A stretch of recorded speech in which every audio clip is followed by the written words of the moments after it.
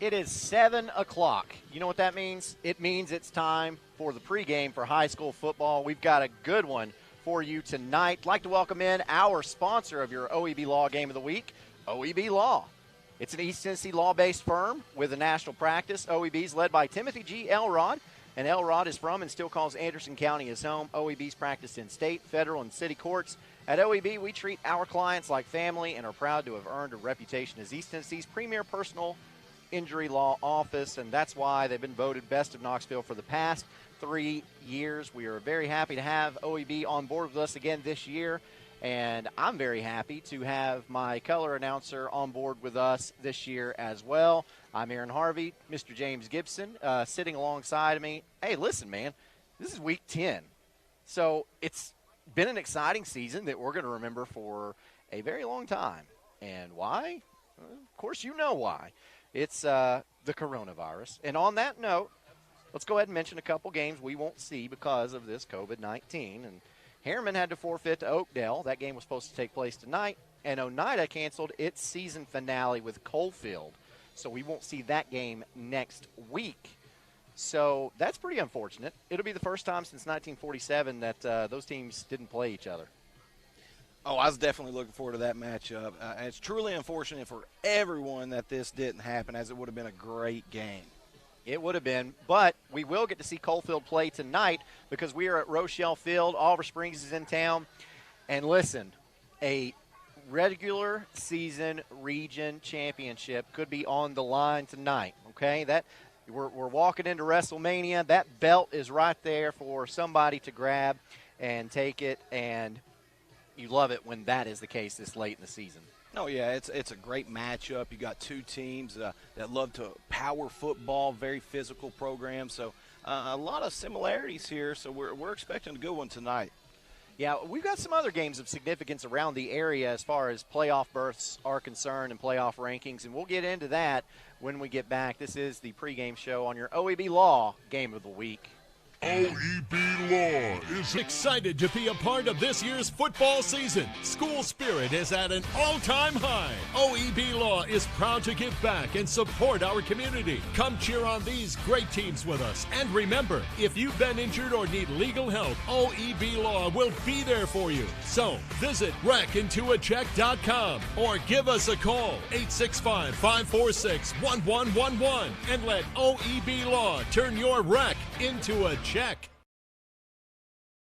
Evans Mortuary has been serving the needs of families in and around Roane County since 1976. As established members of our hometown community, we understand the security of dealing with people you know you can trust. We built our reputation on this trust. The Evans family appreciates the confidence the community has expressed in us over the years and will constantly strive to earn that favor. Evans Mortuary, 805 North Gateway. The Harriman Utility Board is committed to providing safe and reliable natural gas service to our customers in Harriman and Roane County through the use of safe operational procedures with trained and knowledgeable personnel. An odorant is added to natural gas and maintained to a certain level so that in the event of a gas leak it can be easily detected. If you smell or suspect a natural gas leak, please call the Harriman Utility Board at 882-3242. We can be reached 24 hours a day, 7 days a week. Here is Helen Hammer. Thank you, Mr. Walker. A lot of years have passed since that TV ad.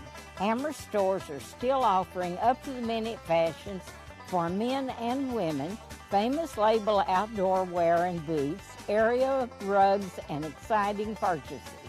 All at Hammer's famous low prices. Race on down!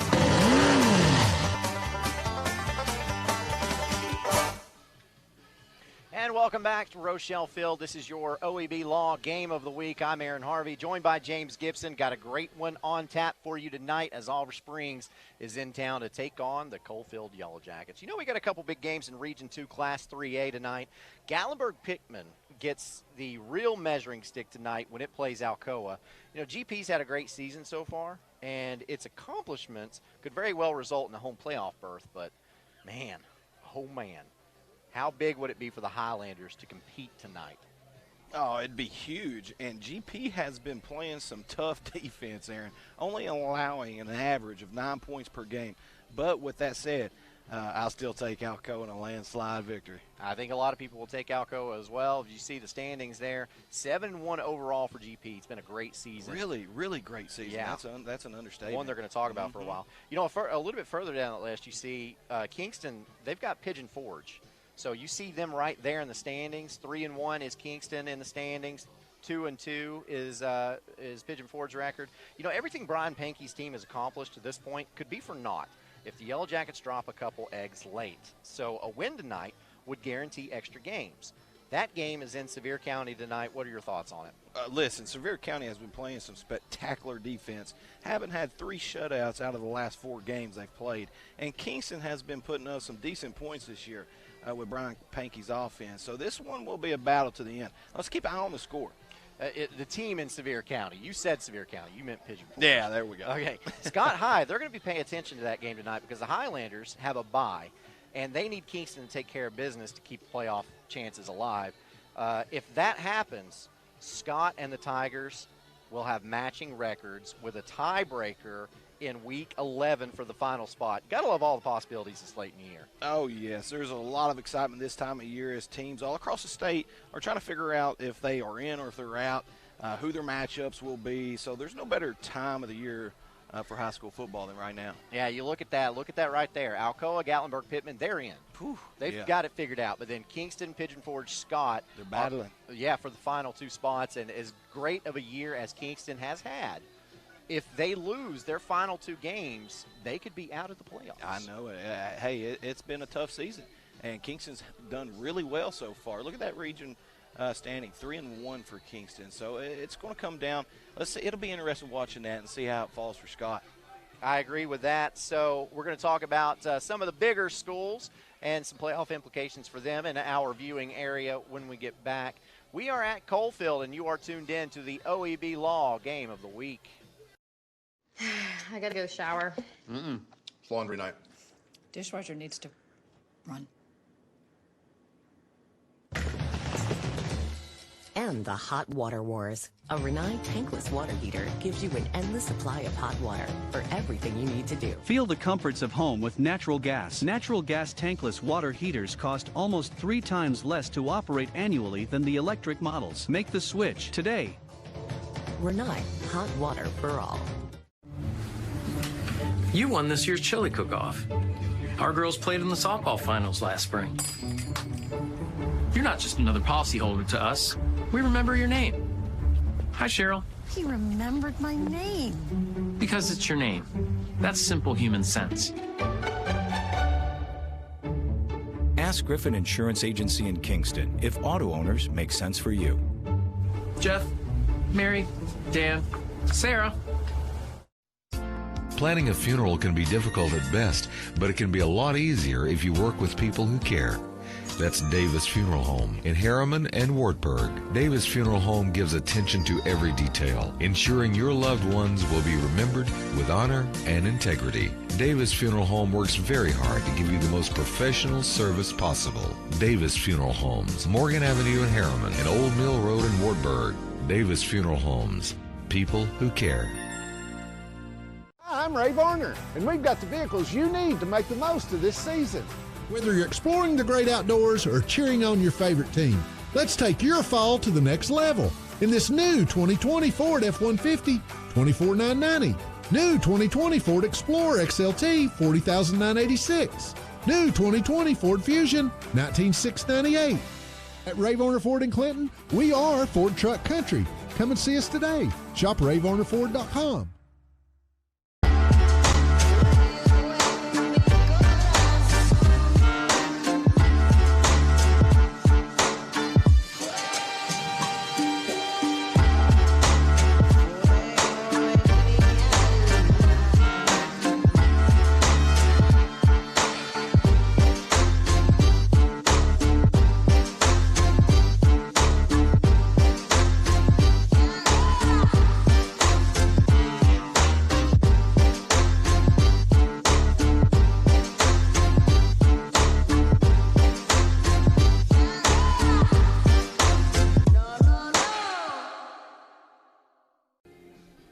as you saw the graphic on your screen, next week we will have a good one in our final broadcast of the season as Oliver Springs takes on Midway, and that could have some pretty significant playoff implications, and a lot of that will depend on what happens tonight at Rochelle Field, as we are here for the Coalfield Oliver Springs game. A possible region championship could be determined tonight if Coalfield wins, but if Oliver Springs wins, then they are still in the hunt for that playoff, home playoff game and that region crown. So let's talk about some other games in the region. So in Region 3, Class 5A, we know the 4 teams that are going to make the playoffs. We just don't know the seeds yet, and that's because the 3 of the top 4 teams still have to play. West ran the gauntlet and came out unscathed, so the Rebels will end up with a region championship. Powell, Oak Ridge, and Fulton are all right there in the hunt, vying for that coveted home playoff game, and Oak Ridge is the fulcrum on which this lever rests. The Wildcats have Powell tonight and Fulton next week. All 3 teams have only 1 loss in the region. Coach Gaddis' team has been playing great football as of late, defeating 6A Mount Juliet last week. Big game tonight at Blankenship Field. Oh, yeah. Well, let's take a look at some averages. Powell is averaging 38 points per game and giving up 22, while Oak Ridge is averaging 29.5 points per game and is only giving up 15 points. So if you go off that, we should have a dang good game tonight in Oak Ridge, but we all know how loaded that Powell roster is. So let's see how Joe Gaddis and his squad respond to the big opportunity ahead of them tonight. So you see the standings there in front of you as Knox West, Powell, and Oak Ridge. You know, they all did their job. They clinched that playoff berth. So, you know, the scenario for Oak Ridge, if you win tonight, you enjoy the 2 seed in the playoffs. You lose tonight and win next week, you know, take the 3 seed. If you lose both games, take the 4th seed. We'll be keeping an eye on that score tonight for sure.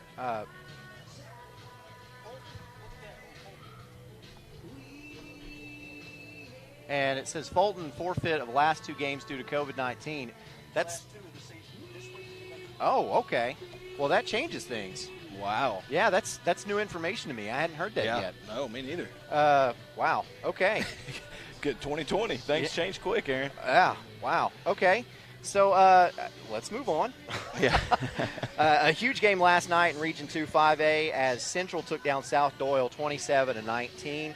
The Bobcats have a region showdown next week against Gibbs. If they win that one, they're region champs. Lose that one, and South Doyle gets that title. You know, after that huge loss to Halls, a lot of folks wrote off Central. So what a response from them with a huge win over South Doyle. It just proves that high school football talent in East Tennessee, Knoxville in particular, has really improved over the last 10 years.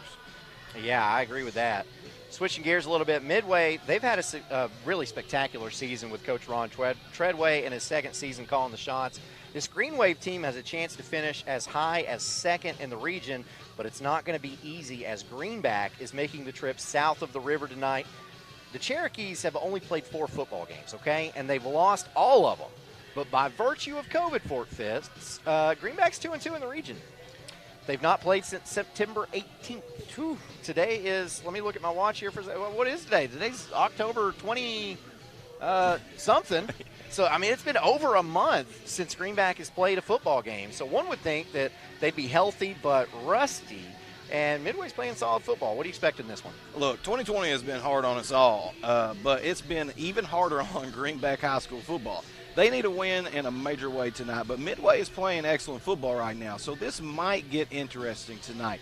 This is Midway's best chance of breaking an 8-year winning streak for Greenback, so you know Midway is hungry for this one. All right, so you've heard about that. Before we move any further, we'd like to take a moment to talk about the passing of an important member of our broadcast and our community. On Monday, October 19th, John Harvey passed away. John was always willing to help sponsor anything involving Oliver Springs Bobcats, a man that cared for his community and cared for the people in it. John followed in his father's footsteps as he managed the day-to-day operations of Harvey's Furniture in downtown Oliver Springs. John was a member of the Oliver Springs Police Department and Auxiliary for 41 years, and he was a faithful member of Mount Pisgah Baptist Church. A lifelong resident of Oliver Springs, John was always civic-minded. From Eagle Scout projects to being a member of the Volunteer Fire Department, John was always helping his beloved community. Most of the students from the local school knew Mr. Harvey for his time working security for all the sporting events. In his later years, John was a member of the Roane County 911 E-Board, emergency board, I should say. When his community needed him, he consistently answered the call. BBB TV 12 would like to offer the Harvey family our condolences in the passing of a great man, John Thomas Harvey.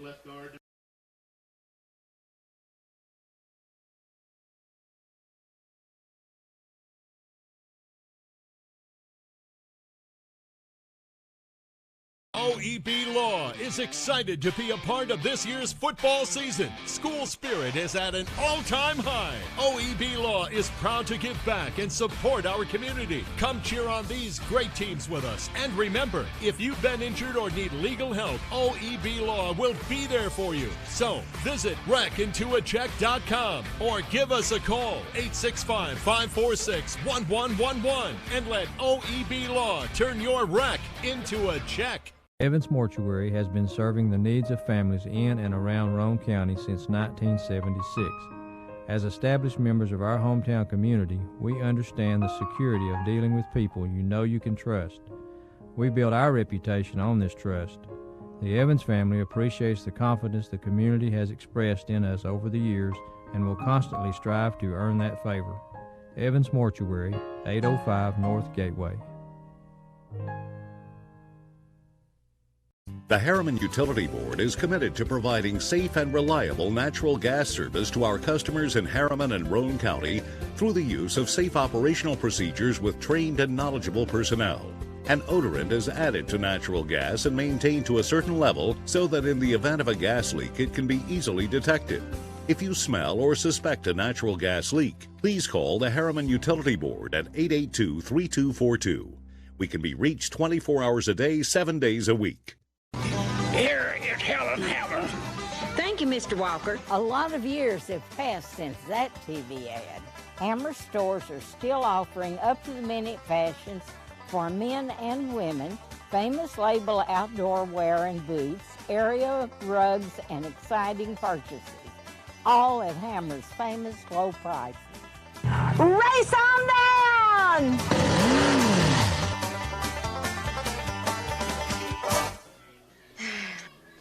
And welcome back to your OEB Law Game of the Week. I'm Aaron Harvey, joined by James Gibson. Before we go any further, let's take a look at some of the other games going on in the area tonight. We'll get the rundown. East Hamilton is at Anderson County. That is a 1v2 matchup, so the winner of that game will be the champion of that region, and I think we have a pretty good idea of who's going to win that one. Clinton at Campbell County. That's an old school rivalry right there. Yeah, it's got potential to be a pretty good game, too. Palo Oak Ridge, which we talked about, which is huge. Greenback at Midway, we talked about, which is huge. Kingston at Pigeon Forge, which we talked about, which is huge. A lot of really big games. A lot of big rivalry games right here. Harriman at Oakdale, that's a good one. Wartburg at Sunbride, that's a big rivalry for Morgan County. Yeah, I would have loved to have seen the Harriman-Oakdale game and all, but yeah, Harriman having to forfeit that one, giving Oakdale the win. COVID is. It's a frustrating thing. It is very frustrating. But I got to say, man, I'm glad to be here. We've made it through 10 weeks, and there's no reason for me to believe that we won't make it to week 11. And I don't want to talk too soon or anything, but I think that we'll be around next week when Oliver Springs takes on Midway, which could be. I need to find some wood to knock on real quick. Yeah, I know, talking. man. Let's change the subject here.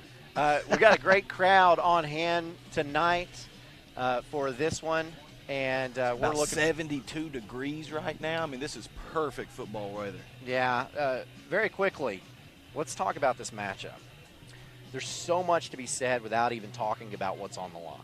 There's a stretch of 5 miles separating these two schools. The connections are seemingly endless. Coalfield's winningest coach, the late Gary Chris, is an Oliver Springs alumnus.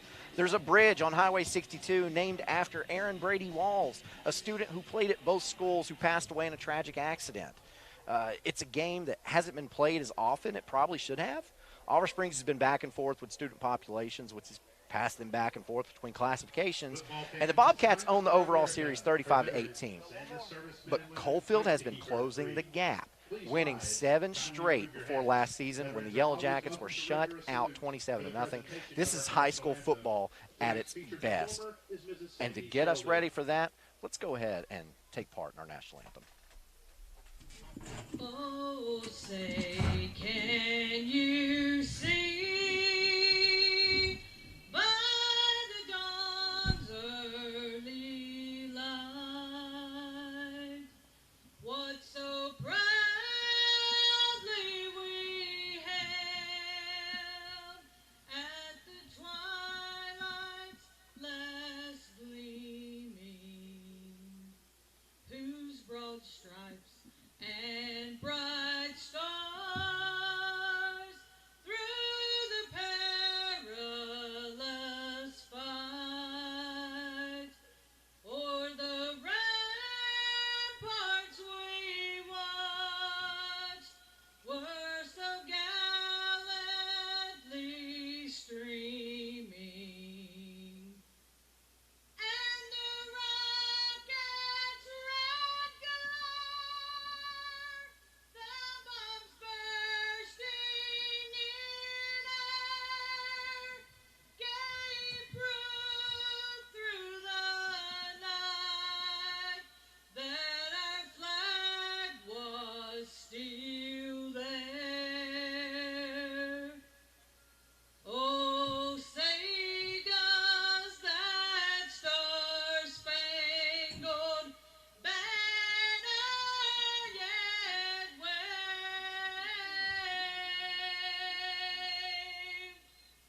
o'er the land of the free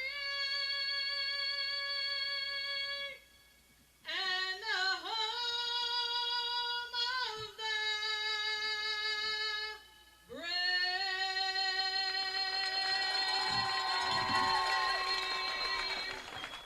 So, yeah, it's pretty much official now. We're getting ready to play some football. And you can say that after you hear this national anthem. So, yeah, like I said, you don't really have to talk about what this matchup could mean to understand how big of a game that this is. This is high school football at its best, isn't it? Oh, yes. Who doesn't like hard hits, big run plays, and tough defense? These two teams will come out tonight, and they will want to punish the other team. This game means a lot to these kids, parents, coaches, and the respective communities. So I expect a big one. I think Coalfield was expected to take a step back this season, but that didn't happen. Coach Henry's team could finish the season undefeated with a win tonight, but will it? Auburn Springs has looked like a team that was going in the wrong direction, starting the season 0-4. Since then, the Bobcats haven't lost, and really, they've made each win look easy. If you would have told me in September that our Week 10 game could possibly be for a region championship, I wouldn't have believed you, but here we are. Coalfield can seal it with a win. Auburn Springs can keep the ball in their court otherwise. The lights are on. Do you think any of these players will be affected by the moment? Not at all. We're towards the end of the season, so these players are now experienced and shouldn't be affected by the emotions of the game. In big rivalries such as this, you sometimes see emotions running high with some trash talk and some big hits early on, but normally it settles in the second half. Yeah, you've got the rivalry, so both teams are playing in the rivalry. So you've got that going for you. There's a lot of pride. This is the area. You've got 5 miles separating the schools. There's a lot there, but also the gravity of the game. You've got a possible championship on the line. If Auburn Springs wins, they can still win the championship. If Coalfield wins, they got it. So a lot to be played for tonight. So I got to ask you, what are the keys for both of these teams? Well, for Auburn Springs, they have got to limit the big plays at Coalfield. I'm expecting Coalfield to try to have several big explosive plays, dumping it off in the flats, doing different things of that nature. So for Coalfield, they have got to control time of possession, really enforce that run game and get downhill. And for Coalfield defensively, they got to stop the run. Auburn Springs is going to come out and pound the football. And win field position for Coalfield, and we're going to have a good game. We will have a good game indeed. It's going to be exciting. I'd like to, again, remind you, you are tuned in to your OEB Law Game of the Week.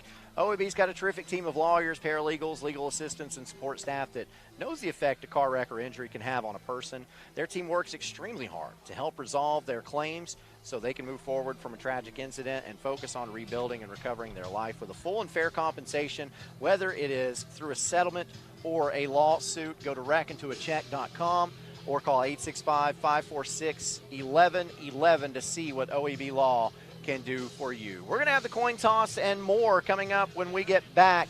This is the OEB Law Game of the Week. Oh, this is...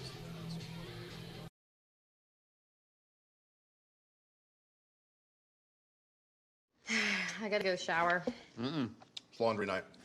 Dishwasher needs to run. And the hot water wars. A Renai tankless water heater gives you an endless supply of hot water for everything you need to do. Feel the comforts of home with natural gas. Natural gas tankless water heaters cost almost 3 times less to operate annually than the electric models. Make the switch today. Renai, hot water for all. You won this year's chili cook-off. Our girls played in the softball finals last spring. You're not just another policyholder to us. We remember your name. Hi, Cheryl. He remembered my name. Because it's your name. That's simple human sense. Ask Griffin Insurance Agency in Kingston if auto owners make sense for you. Jeff, Mary, Dan, Sarah. Planning a funeral can be difficult at best, but it can be a lot easier if you work with people who care. That's Davis Funeral Home in Harriman and Wartburg. Davis Funeral Home gives attention to every detail, ensuring your loved ones will be remembered with honor and integrity. Davis Funeral Home works very hard to give you the most professional service possible. Davis Funeral Homes, Morgan Avenue in Harriman and Old Mill Road in Wartburg. Davis Funeral Homes, people who care. Hi, I'm Ray Varner, and we've got the vehicles you need to make the most of this season. Whether you're exploring the great outdoors or cheering on your favorite team, let's take your fall to the next level in this new 2020 Ford F-150, $24,990. New 2020 Ford Explorer XLT, $40,986. New 2020 Ford Fusion, $19,698. At Ray Varner Ford in Clinton, we are Ford Truck Country. Come and see us today. Shop RayVarnerFord.com.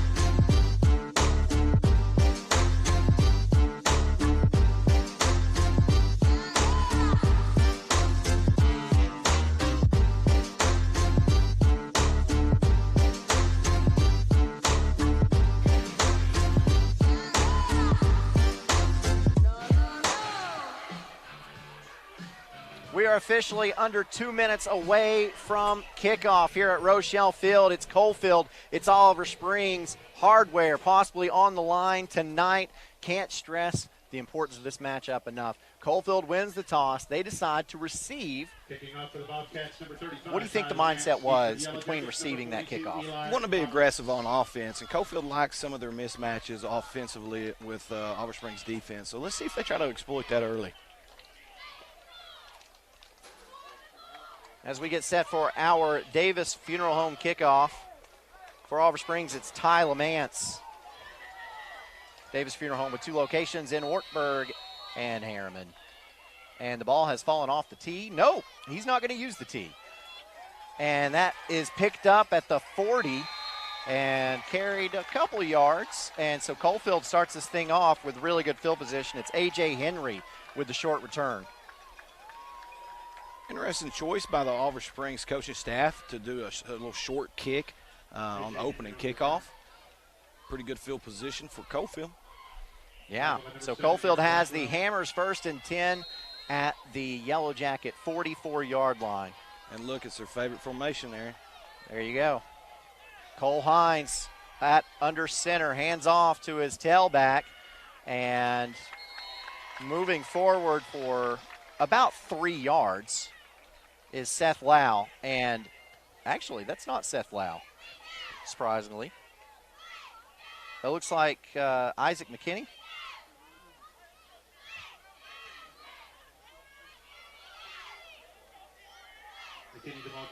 So this is a T formation. It's not a wing T, it's a T formation. And here is, with his first carry of the game, Landon Lau. And that play there emphasizes exactly what the T formation really is. It is a pound the football type of offense. I believe was first ran in 1940, I believe we ran. Yeah, by the Washington Redskins. I believe they, in the Super Bowl came out, started running this, and scored like 70-something points. Yeah, in a shutout. So it's an old-school offense, but, man, it's deadly. So 3rd and inches, and Hines is going to keep it on a quarterback sneak, and he'll have enough for the first down. And Coalfield keeps the sticks, or gets the sticks moving early in this game. Coalfield got the first down, but I liked what I saw at Oliver Springs. They made them work for that first down, as you see on the replay here. Look at the big defensive line, really holding in tight, drive the Coalfield offensive lineman backwards. Quarterback for the Yellow Jackets, number 3, Cole Hines. He found a good hole. Yep. All right, Hammers 1st and 10. At the Oliver Springs 45-yard line. Hines under center again, handoff. This is Lau's first carry of the game, going over the left side. He's tackled from behind. Coming from that defensive end position, the leading tackler on this Oliver Springs team, Brandon Nation. Yeah, he really comes off the edge fast. He's got a special twitch to him. You see him there, he sees the O open up, and he takes off. And normally you ain't going to see a linebacker run down a running back like that from that type of situation there. So that just kind of tells you the type of play you're dealing with there, number 8 for Oliver Springs. Yeah, a loss of 1 brings up 2nd and 11. You see that there, that is a college-type play. You see a high school senior, a high school football player making that play, that's something you need to pay attention to. Again, that T formation. Hines under center, drops back like he's going to pass, and he's sacked. Getting in the backfield was Jacob Heilman, the 2nd leading tackler on this team. They're eating it up right now. That was a broke play. He dropped back for a pass. Nobody else seemed to know that was a pass. His wide receiver definitely didn't. So Oliver Springs made it pay. A loss of 7 makes it 3rd and 18. Ball spotted back in Yellow Jacket territory at the 47. 3rd and forever. Oliver Springs coming out, 3 wide receivers. Coalfield. Shotgun formation this time for Hines. 3-step drop. Gets it out to his running back, Lau. Lau crosses midfield, but not much more there. What a great job by the Oliver Springs defenders, really rallying to the football there and containing Lau. That's a really good job by the defense. Pickup of 5 will bring up 4th and 13, and Coalfield will send its punting unit into the game. Now, Coalfield's punter is Landon Lau, who is also one of the ball carriers normally for the Coalfield offense. So you want to keep an eye on that. And this is an interesting punt formation. It is peculiar. And Lau will do a rugby-style left-footed kick. It's end over end, lands at the 22-yard line, takes an Oliver Springs bounce before it's down at the 20 by Levi Mullins, and that's where Oliver Springs will take over for its first possession of this football game with a Hammers 1st and 10. I'm excited to see what this Oliver Springs offensive philosophy is going to be this week. Are they going to deviate a little bit, or are they just going to smash mouth football, what they know works? We know they are riding on their sophomore quarterback, Zach Elliott. And they'll be handing the ball off a lot to Gavin Hill. And first carry of the game, that goes to Brandon Nation. And Nation is stopped right at the line of scrimmage for no gain. It'll be 2nd and 10. Brandon Nation, the ball carrier.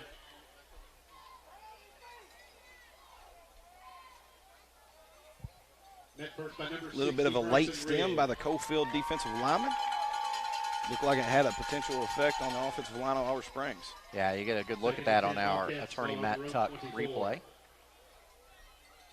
Movement like that, late movement with the defensive line, is very frustrating for the offensive lineman. Elliott has a man in motion, drops the ball, has to pick it up, run up the middle. Able to get a couple yards, but that's it. It's going to be 3rd and 8. I believe they were intending on running the jet sweep there. Yeah, and Coalfield's come out defensively, and it looks like they're kind of floating with a man press, man coverage, and they're just saying, "Hey, we dare you throw the football. We're expecting you to come running that football, and we're here to stop it." So we'll see what Oliver Springs does on this 3rd and long. Ball on their own 27. Interesting. Watch for rollout or crossing routes. Yeah, 4 bunched up, but actually on a keeper and getting up to the 30 is Kane Googe. Elliott keeps. Met first by number 1, Landon Lau. Also in on the tackle, number 5, Seth Lau. And he's going to be 5 yards short of the first down. And I have to apologize. That's actually Zach Elliott. 4th down. Now let's see what type of field position Coalfield can get here. High snap. It is controlled. That punt is away. Decent punt. Good hang time. Takes a great bounce. Good. And downed at the 30-yard line. And that's going to be a learning experience for that young football player in film session. He touched the ball a little too early. Let it roll. Let it roll. Yeah, there wasn't a Coalfield player near it. Look at this Matt Tuck replay. Good punt. And you'll see what my guy James Gibson is talking about. Get it right there. Nobody near it. You pick it up. Yeah. Why pick it up? That ball could have gone another 5 or 10 yards. I guarantee you Coach Green is going to have a good teaching experience on film study with him. So it's Hammers 1st and 10, ball spotted right across the 30-yard line for Coalfield, and they've come out of that T formation. Instead, they've got 2 wideouts either side. Seth Lau in the backfield for Hines. Hines on a quarterback keeper. He's got Lau as a lead blocker. Picks up to the 40-yard line. A good pickup of 9 yards will bring up 2nd and short. Design quarterback draw. Yep. Oliver Springs coming with a 3-man front. Don't look like they sent any pressure. Quarterback stepped up in the pocket, seen a big hole. Picked up a big gain. You see here running right behind the fullback and the right guard. Good move. And it looked like Lau missed a block there. Could have sprung Elliott a little bit further. So it's 2nd and less than a yard for Coalfield. 2 wideouts either side again, the same formation. And Hines is going to hand off on a counter to Lau. Lau trying to find some running room. Gets up to about the 43 before he's stopped. But it will be enough for a Hammers 1st and 10. Tackle by Brandon Nation. Coalfield's offensive line does a really nice job of pulling and getting upfield. If you see the right tackle there, big number 55 for Coalfield, Braden Burgess, does a really good job of getting upfield and getting his hands on some hats. So Coalfield, about where they started their last drive with a 1st and 10. Same formation, shotgun for Hines. Cover 3 for Oliver Springs. Hines fakes the handoff to Lau. He's going to keep it, and he's brought down in the backfield. And who else? Hines keeps. Stuck by Nation. Nation. Again. Brandon Nation. He has really good instincts at the linebacker position. He sees, he does a really good job reading the guards, through the guards to the running back, and he really has a quick niche from the linebacker position, as you see here. Yeah, he's coming from that middle linebacker He closes spot. so fast. Yeah. Thank you, Matt Tuck, attorney, for providing that replay. Hines again, 2nd and 11. Draws back to pass. He's going to let it go wide, and that pass ball is incomplete. Trying to hit Lau. Landon Lau, that is. Will bring up 3rd and 11. No harm, no foul there if you're Coalfield. He was covered. Quarterback kind of noticed it, threw it a little high to where only his wide receiver could have a play on the ball. Yeah, that's a good point. You don't want to force something there in 2nd and long. Yeah, because Gage Mullins was right there playing that. And that's well, if you watch Tennessee versus Kentucky, that's about the same type of play that they intercepted for 6. Yeah, 3 wide to the right this time for Hines. Hines, 3-step drop, looks over the middle. He's got a man there, and the pass is incomplete. Very close, trying to hit Levi Mullins. Jacob Hillman coming in huge for Oliver Springs, as was Dakota Atkins. 2 dandy defensive backs for the Oliver Springs Bobcats. So Landon Lau is getting back in punt formation again for Coalfield. Back deep to receive for the Bobcats is Tyler Bridges. Now, this is very frustrating. This is a frustrating formation for Oliver Springs. You have got to honor the punt. And it's a wobbly spiral that flies into the Oliver Springs fans. Didn't really work out there, but that is a frustrating formation as you got to honor the punter as your starting running back. Wow, they're going to say this one out of bounds at midfield, so that is about a 6-yard punt. Big opportunity for Oliver Springs. Good field position. Yeah, look at this replay. Just kind of kicked it a little too far out of bounds. Yeah, it's hard to see right there where the ball went out of bounds, but I'd say that's probably pretty close. Yep. So you're going to get a big dose of nation right here. Zach Elliott out of the shotgun formation. Handoff goes up the middle. Breaking into that secondary is Gavin Hill. Run. Never stopped his feet, continued moving forward. Really good play by the running back. So Gavin Hill is averaging about 91 yards a game this season. And you can see why. That's his first carry of this game so far, though. So it won't be his last. It won't. We'll see him a lot tonight. Hammers 1st and 10. Ball spotted at the Yellow Jacket 36-yard line. Shotgun formation, and here's Brandon Nation. Nation breaks into the secondary, and he's down at about the 28-yard line. Good pickup on first down. Really was, and Oliver Springs has a really good 1-2 punch with these running backs, and it's really frustrating for the Coalfield defense. You see here on the replay, the Coalfield defensive line got upfield, but unfortunately a missed tackle. Nation was able to pick up some additional yards after the missed tackle. Pickup of 8 makes a 2nd and 2. Oliver Springs walks to the line. Same formation, 2 backs in the backfield. Elliott takes a snap, and a quarterback keeper all the way. Elliott gets the yard to gain for the Hammers 1st and 10 and a little bit more. Big push by the Oliver Springs offensive line. Big number 52 there laying on one of them.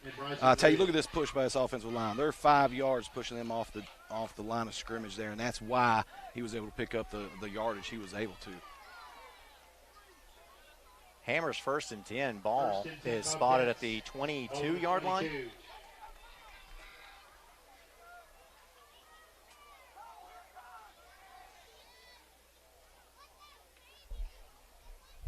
And a little bit of a misdirection play as Hill gets it, crosses the 20 down to about the 18-yard line. A pickup of 4 will bring up 2nd and 6.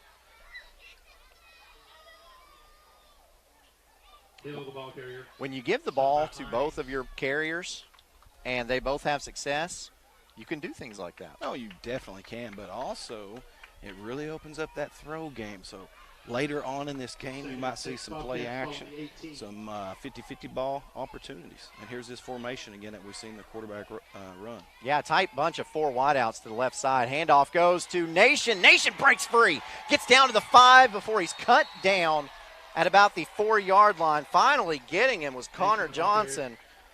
And good secondary play out of that formation. What you do, you overload that left side, get Coalfield numbers over there. They've seen the play before, so I'm sure they slid to that side.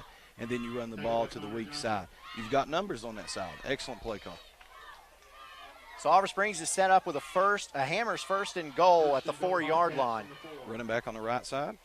And with the keeper is Elliott. Elliott dives. He's close. Right now they're going to mark him down. And there's a fumble. Wow, what a break for Coalfield. At the goal line. You're talking the inch line. Huge play. What an opportunity for Coalfield. Look at this Matt Tuck replay. Let's see if we can see it. It's hard to tell right there when that ball started coming out. He's still driving forward. It looked like he had the ball's out. The ball's out. Coalfield is recovering right there. Okay. Yeah, there it is. Good eyes. I think Elliott thought he even still had it. All right, so here is Coalfield backed all the way up to the goal line. Hines under center, handoff, and with a little bit of running room is Lau. Spin move, gets up past the 10 before he bulldozes somebody. Interesting play call there by Oliver Springs. Got Coalfield backed up on the inch line there, and you come out with 3 defensive linemen. Watch how Lau finished this play. You got the finesse, but then you got the bam. Yeah, he was able to get upfield because the Coalfield offensive lineman was able to get upfield and block the talented Oliver Springs linebackers. Why? Because Oliver Springs came out with a 3-man front. That's almost a 10-yard gain, but it's not. It's 2nd and inches. Hines under center again. Looks like the same formation. Handoff. Goes up the middle. There's the ball's on the ground again. Oliver Springs football. And Oliver Springs recovers. Don't you love rivalries? Wow. Hey, we've got a football game right here. Yeah, we do. Look at these sidelines. Everybody's into it, guys. So let's look at this attorney Matt Tuck replay, see what happens. The ball is just stripped by a lineman. It's Landon Lau with the carry. 1st and 10 Bobcats, ball on the 15. Great play right there. Matthew Johnson, big defensive lineman coming in huge, stripping the football, 5'9", 246-pound senior for Oliver Springs. Bunch formation. It's Elliott on the keeper. Tries to get out wide, cuts it back inside, gets inside the 10-yard line before he's tackled. A great pickup of about 7 yards right there. We'll bring up 2nd and about 3. And what a good little tackle here by Seth Lau. Watch number 5 on the screen. Did a pretty good job there. And that will take us to the end of the first quarter. This one's moving quickly, but we've got a great one on our hands as Oliver Springs and Coalfield are tied, but the Bobcats are threatening in your OEB Law Game of the Week.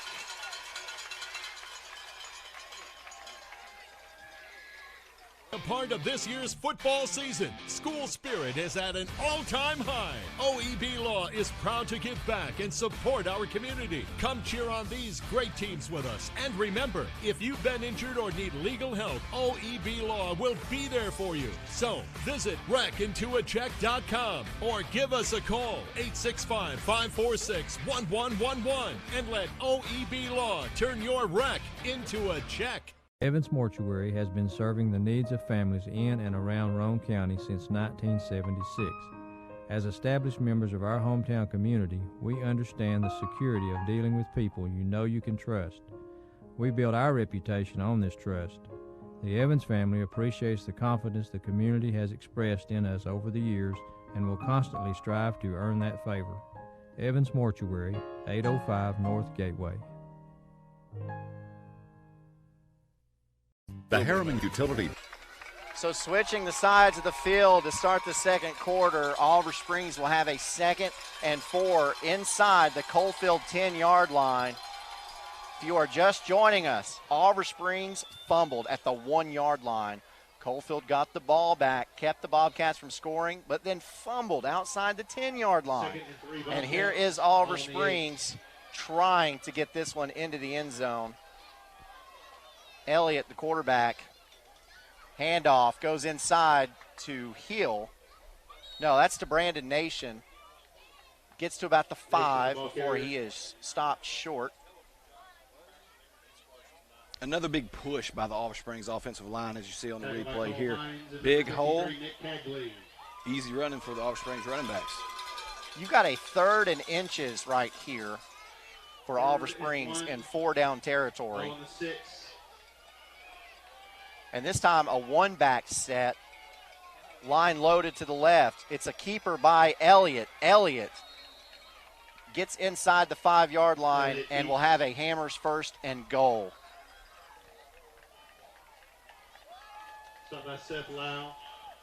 They're going to give him the 3-yard line.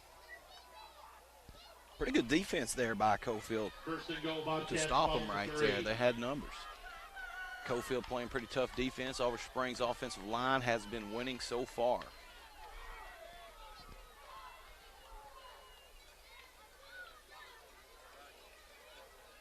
And another keeper by Elliott. And Elliott is pounded down, hit by Isaac McKinney. Elliott keeps. He came in fast and with purpose. Really good job there by McKinney. And if you remember, it was Elliott who fumbled at the goal line last Oliver Springs possession. So Coach Larry Green showing confidence in his quarterback to allow him to keep running it this deep into the red zone. They've been running behind big Evan Martin, 6'3", 335-pound junior there. Let's see which way they go here. Here's Elliott, Hill, and Nation in the backfield. Nation gets the carry, and he is stopped right around the line of scrimmage. Third down, Oliver Springs. Really good job there by Lau filling the hole and making a secure tackle. Coalfield defensive line that time stood strong. They kept their pad level low, center of gravity was low, and they won the battle there. Yeah, Oliver Springs has had a first and goal and haven't gained a yard.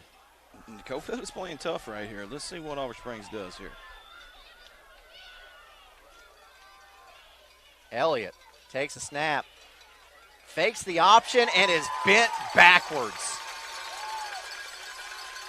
Maybe gets a yard there. It's going to be fourth down.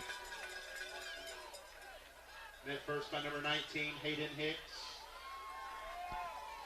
Looks like Oliver Springs is going to attempt a kick. Look on this attorney Matt Tuck replay. Fakes the option and then gets leveled. Hayden Hicks coming in with a big tackle. So Oliver Springs is going to talk about it and try to figure out what they want to do on this fourth down. We'll see what happens when we get back.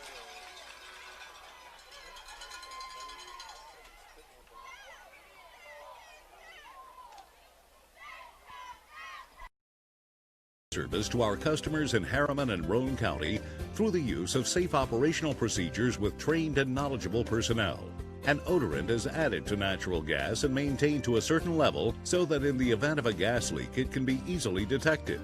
If you smell or suspect a natural gas leak, please call the Harriman Utility Board at 882-3242. We can be reached 24 hours a day, 7 days a week. Rochelle Field. I'm Aaron Harvey, joined by James Gibson. We've got a great one as look at that screen real quick. Look at that screen. I want you to understand that Oliver Springs has around 8 players over 250 pounds. So you're talking some big guys for this side, these two teams here. Oliver Springs is very big. Yeah, I got held up for a second because I heard the public address announcer for Coalfield, Greg Addington, say that Greenback is up on Midway 7-0. So there's a scoring update for you. Here is Elliott on fourth down. Handoff goes to Hill. Hill trying to get to the corner, dives for the end zone. He's in. Touchdown, Oliver Springs. Number 2, Devin Hill carries for the Oliver Springs. First touchdown of the game. Easy play for the Oliver Springs Bobcats. Yeah, they had to make it pretty dramatic, though, didn't they? They did. They stretched that all the way out. Good job. Fourth down, handoff goes to Hill. Hill knew the line to get and dives across that goal line. And Cole Hines made him work for that. That's what you want to see. So Jacob Heilman is on to attempt the point after for Oliver Springs. And it is up, and it is true. So Oliver Springs leads with 8:54 left to go in the first half. Your score is Bobcats 7, Yellow Jackets nothing. Here is Helen. Mr. Walker, a lot of years have passed since that TV ad. Hammer stores are still offering up-to-the-minute fashions for men and women, famous label outdoor wear and boots, area rugs, and exciting purchases. All at Hammer's famous low prices. Race on down!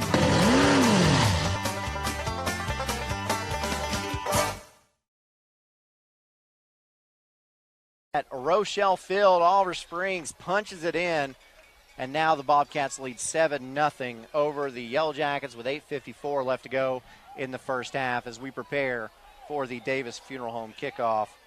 For Oliver Springs, it is Ty Lamance back deep to receive for Coalfield. Looks to be actually Oliver Springs or Coalfield's not going to send anybody deep because they don't expect this kickoff to go deep. And it doesn't go deep. Off the side of a foot and picked up and caught by Zach Armstrong. Heads up play by Armstrong. That ball kind of went nowhere. Yeah. And, I want to talk about the play, the scoring play. It was a very close call, very close. Cole Hines was right there to challenge him, getting into the end zone. And before the kickoff, the Coalfield coaches were definitely giving a strong education lesson to that Coalfield defense. That's what it takes to win. So a Hammers 1st and 10, ball spotted at the Yellow Jacket 44-yard line, as here is Landon Lau on the carry. Gets across the 45 before he's brought down. We'll give him a yard. Tough running right there to pick up anything, to be honest with you. We'll give him 2 yards. 2nd and 8. Big number 54, Brady Jackson, in there at the nose guard position, all 281 pounds of him. You saw that scoring drive summary just pop up. 7 plays, 15 yards for Oliver Springs. Here's a handoff. This one goes to the big guy, Seth Lau. Lau drives forward, gets across midfield before he's brought down about the 49. Will bring up 3rd and short. And falling forward for some tough yardage there. Tackled by number 4, Jacob Heilman. And Coalfield got a pretty good push there, drove the defensive lineman for Oliver Springs off the ball. Now, I got to ask you, Coalfield's played 5 games this year. Oliver Springs has played 8. How's football conditioning right now for both of these teams? Oh, I'm sure the Coalfield coaches have them, Coalfield, totally in shape for this game. Hard count, T set. It is Landon Lau driving forward, breaking a tackle, and getting the Hammers 1st and 10 into Oliver Springs territory down to the 40-yard line. But Coalfield will be the healthier team, as Oliver Springs has had to travel to William Blount and some pretty tough games. Yeah, Landon Lau broke a tackle from big lineman Austin Bridges. You can see that on that Matt Tuck replay. As you see, this is what the Coalfield schedules look like this year. Oh, that's brutal. That game they took on to go over there and play the William Blounts and folks that they have, it's impressive. Dropping back to pass is Hines. Hines lets it fly. He's got a man downfield, and it is broken up. Pass ball's incomplete. Back there in coverage for Oliver Springs and recovering's Tyler Bridges. And Kane Googe coming in big. There's a flag on the play, however, and I can't tell you what that's in the area of. Really good job by the Oliver Springs defensive backs to make up some ground there. All right, I believe that's an ineligible receiver downfield on Coalfield, and that's a 5-yard penalty. And see on the replay, he had plenty of time, step up in the pocket and release. 5 yards, ineligible receiver downfield. Yeah, so he had a guy there for a moment. 1st and 15, Yellow Jackets following the Oliver Springs 45. Good play call, though, trying to get some those defensive backs to honor the pass a little bit, back up a little bit more. Let's see if it opens up any running game for them. Ball spotted at the 45-yard line. A Hammers 1st and 15. Hines coming out in that T formation under center. Fakes the handoff, and now he's going to go the other direction. Has some open field and is brought down at the 35-yard line. That's a good response. 10-yard gain for the quarterback. Oh, yeah, and I love it. This is old school football right here, guys. This is what I love to see on Friday nights. The T formation. 1940 is when it made its debut, and Coalfield takes a lot of pride in running this formation because it takes toughness. It takes hard running backs, and it takes some really mean offensive linemen. Yeah, that's what I was going to say. It takes some big uglies. It does. You got to have low shoulder pad height there to really get some low blocks. 2nd and 5, that T formation again. Hines under center, one wide out to the left. And handoff goes to Lau. Lau trying to find the left side and puts his head down and goes forward, driven out of bounds. He will have enough for the Hammers 1st and 10. Nothing there in the middle. He bounced it outside, picked up a pretty good gain. Yeah, look at this attorney Matt Tuck replay. Watch Lau. He punishes defenders. Yeah, that's what you want to see. That's what you want to see in a running back is make those defenders pay, because I promise you, later on that game, they're going to remember that last time you hit them. And if it was soft or hard, it's going to make a big difference in how they tackle you. Ball's at the 29-yard line. A Hammers 1st and 10. And now an offset eye for Coalfield. Hines pitches it out to Lau. That's Landon Lau, and Lau gets to the outside, gets enough for the first down, is tripped up. He'll have a pickup of 12 or 13. The sticks move again. It will be a Hammers 1st and 10. Really good pickup there, and some really good blocking by Lau here again to adjust himself to let that defender go. He knew he was no threat. Go on to the next. Good pickup by Coalfield. Offset I again, tied in to the left, and whistles are blown. We've got a timeout. Oliver Springs. So Coach Larry Green sees his team getting driven on down the field, wants to give his players a blow and talk about it in your OEB Law Game of the Week.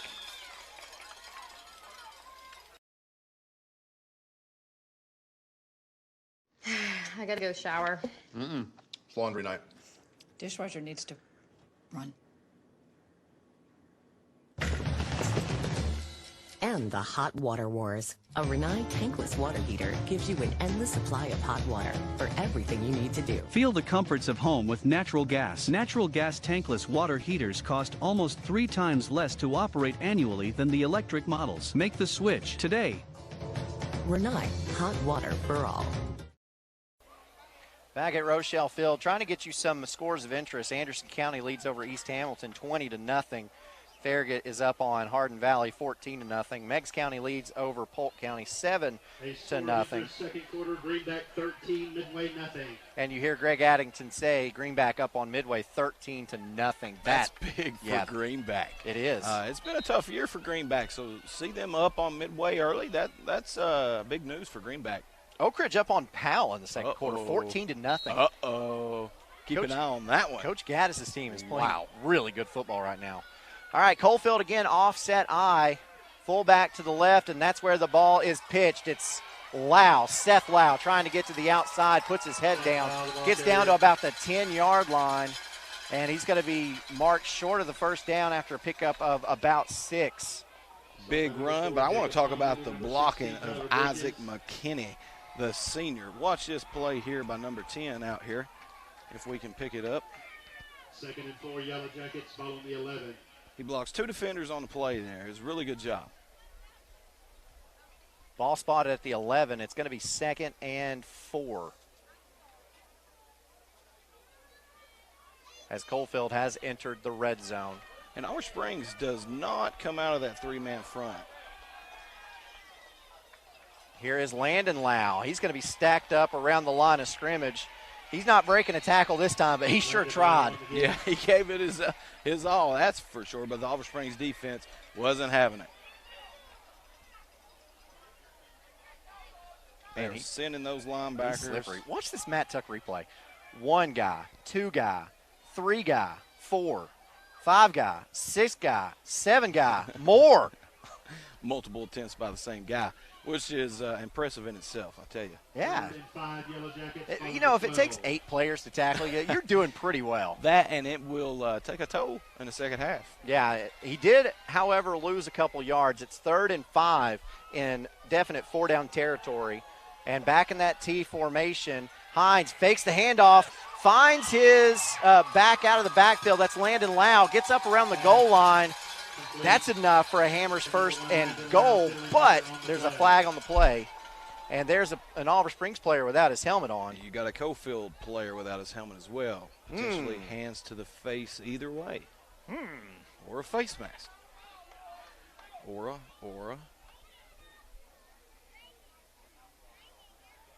Mr. White Hat, tell us. Got holding on Coalfield. That is unfortunate. They run this little fake, and they've got 2 lead blockers for Seth Lau. The first lead blocker, Landon Lau, goes out for a pass, and he was open. That was the right play call. But unfortunately for Coalfield, after the hold, they're penalized 10 yards from the spot of the foul. Ball is spotted at the 20.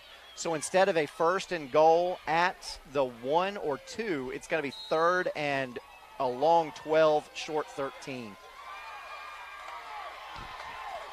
And now Hines comes out in an empty set, shotgun formation, 3 wide receivers to his left. What for QB draw? Nope. Hines tries to run a wide receiver screen and hit Landon Lau, and Lau cannot catch the pass, so it's going to be 4th and 13. As you see on this attorney Matt Tuck play replay. Call. As you see the offensive lineman upfield ready to lay a block, that's a big play. Oh, you know, if Lau catches that, he had the blockers in front of him. He's looking at potential pay dirt there. So it is instead 4th and that long 12. And Coalfield obviously in scoring position, or I'm sorry, in 4-down territory. But, you know, if you lose this football game, this is one you're really going to look at on film. Yep. And 13 from the 20. Penalties and inopportune moments will cost you ball games. And Hines is going to take a timeout. He didn't like what he saw, and I think what he saw that he didn't like was the play clock running down. So with 4:21 left to go, we'll have a 4th and 12 when we get back at your OEB Law Game of the Week.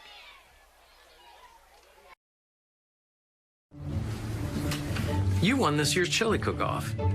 Our girls played in the softball finals last spring.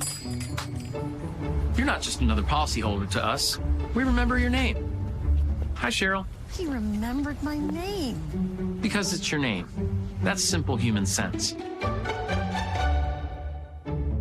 Ask Griffin Insurance Agency in Kingston if auto owners make sense for you. Jeff, Mary, Dan, Sarah. Back at your OEB Law Game of the Week, Aaron Harvey, James Gibson.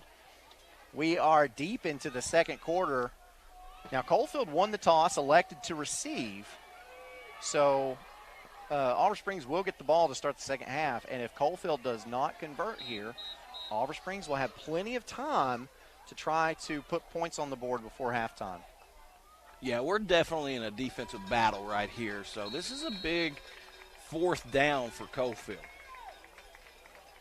Looks like they're coming back out in that empty formation. Hines, 3 wideouts to his left. He's going to have room to run. And we've got flags on the play. There's a marker on the play. It's right around the line, Judge. I believe we're going to have a false start here. No, it's an encroachment penalty, which is huge. That gets Coalfield 5 yards closer. So, you're still going to have about a 4th and 8. 5 yards, dead ball, but encroachment.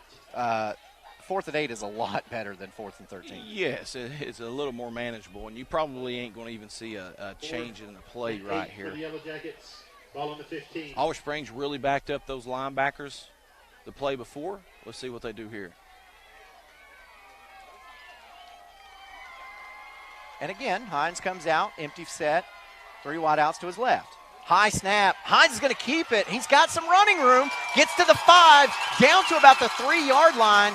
That is a Hammers 1st and 10. J.K. Hyman coming in big, making a big stop there, keeping him out of the end zone. And again, that 4th and 8 is a lot easier than that 4th and 13. Of course. Although I will say this, I think that was the play that they were going to run on 4th and 13. Too. Yeah, it was. And I think he improvised a little bit there. From the 3. All right. Formation. Handoff. Landon Lau trips. Landon Lau carries. But he gets in. Touchdown, Coalfield. 3 yards.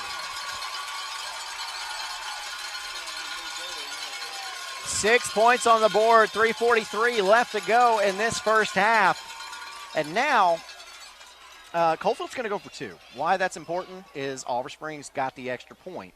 So if Coalfield gets this, they're up by 1. That can be really important later in this game. Coalfield doesn't get it. Oliver Springs is up 1, and that could be really important later in this game. As you saw in the Matt Tuck replay, Lau knew where he had to get and huge go. 2-point conversion here, guys. So here is the sophomore Cole Hines under center. Fakes the option and walks across the goal line. That is 2 points. Coalfield steals the lead with 3:43 left to go in this first half. Jackets on top.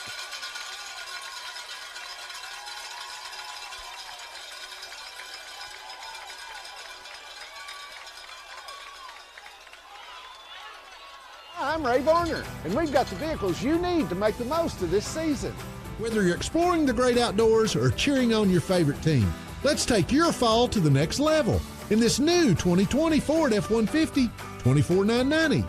New 2020 Ford Explorer XLT, $40,986. New 2020 Ford Fusion, $19,698. At Ray Varner Ford in Clinton, we are Ford Truck Country. Come and see us today. Shop RayVarnerFord.com. Rochelle Field is the setting for tonight's game. If you're just joining us, Coalfield drives it down the field, gets the two-point conversion. The Yellow Jackets now lead 8-7 with 3:43 left to go in this game. Drive summary, 11 plays, 66 yards, took 5 minutes and 11 seconds off of the clock. Had to convert a big 4th and 13. Got a 5-yard penalty, so then had to convert a 4th and 8 on that drive to keep it alive. As we get set for our Davis Funeral Home kickoff, Davis Funeral Home with 2 locations in Wartburg and Harriman. Go to davisfuneralhomes.com for more information. And a high spinner is going to land and picked up by Hill. Hill gets across the 25 and is stopped shy of the 30. Hill was backpedaling and slipped. That ball hits the ground, takes a great bounce for him because, they say it all the time, that ball is shaped kind of funny. So if that ball bounces kind of strange, but look at this attorney Matt Tuck replay. I believe you'll be able to see it. Yeah, Hill comes up, tries to stop, slips, and the ball, thankfully for him, bounces right back into his hands. So we've got a Hammers 1st and 10, ball spotted at about the 31-yard line. 21 personnel for Oliver Springs. Handoff goes to Hill, and he goes over left tackle. He's got a lot of running room. A flag comes in, and Hill's tackled at the 47-yard line. What a move over there he put on one of the Coalfield defenders. That's that classic R1 button. Yeah, that is a holding call, so it's coming back. But, yeah, look at this Matt Tuck replay.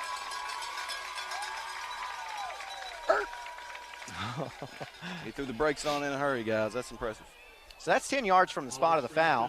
10 yards holding. Big penalty.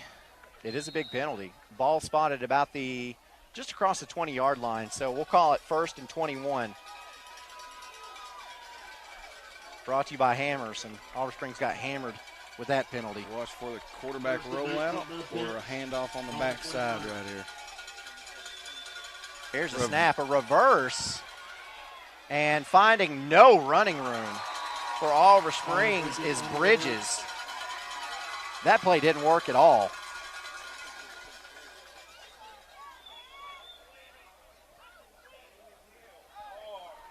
And no gain on the play. We'll bring up 2nd and 21.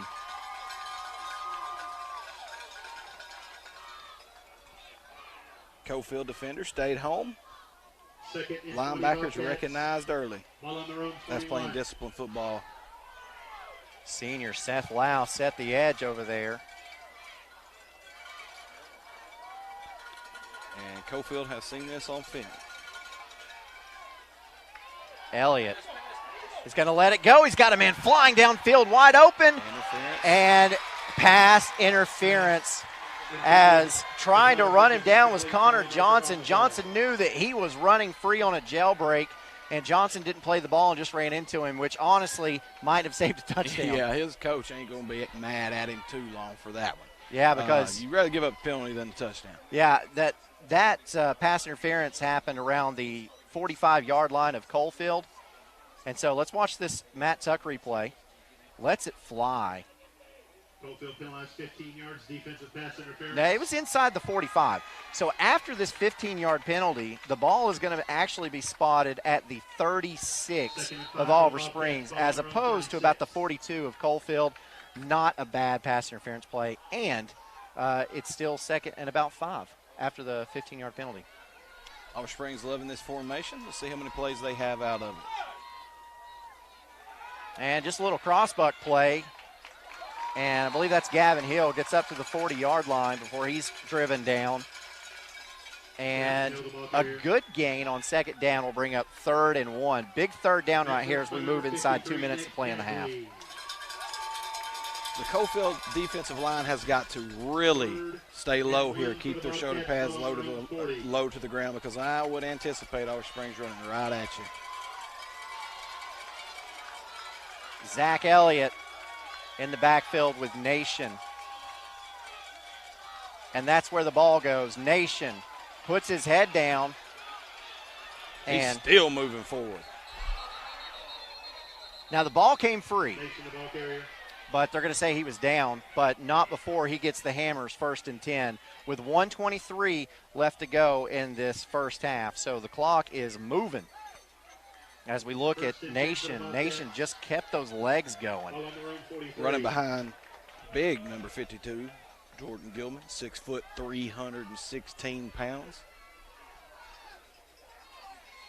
Now, again, Olive Springs has has one timeout, but there's only a minute left to go in this first half. They got a blocker out wide here. Fakes the jet sweep, does Elliott. Elliott looks, gets rid of the football. It's caught up to the 35-yard line of Coalfield, and with the catch is Tyler Mance. Boy, Tyler Mance is big. Yeah, he is. 6'3". And we've got 40 seconds left to play in this half. A Hammers 1st and 10, and Olive Springs not showing a lot of urgency right now. I'll tell you, big number 35 shows some pretty good hands there, and that backs up those Coalfield defenders. All right, 3 wideouts to the left. Elliott in the backfield with Nation. Elliott takes a shotgun snap, looking. Now pulls it and is under pressure, tucks it, runs, gains about 3 yards before he's brought down, and now we're under 20 seconds to play, and Olive Springs will use its final timeout of the half with 16.3 seconds left.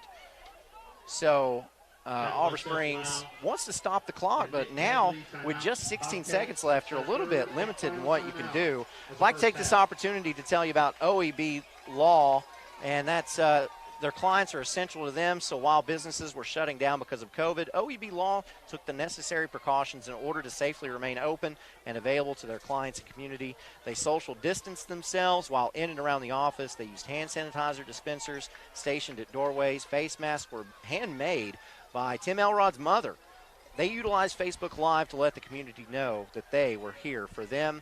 That is OEB Law. Go to reckontoacheck.com for more information. So, 16 seconds left. You are on the 42, 43-yard line. I don't know. What do you do here? Do you try to pick up 15 yards and take a shot at the end zone? Or? Well, I'll tell you, I would like to see the aggressiveness out of it. You know, this is a big game. This is a big rival game. Let's try to make a statement with these last 16 seconds. Let's go into halftime with some momentum. Aggressive play call. Loaded to the left. Elliott's going to roll that way, and he's under immense pressure. Has to tuck it, and he's going to be downed across the 40. He can't get out of bounds. Olive Springs can't stop the clock, and Coalfield will go into halftime with the lead 8-7 in a classic hat-on-hat showdown. And Olive Springs will get the ball when we start the second half. It has been a great half of football so far. Oh, yeah, I mean, we expected that early on.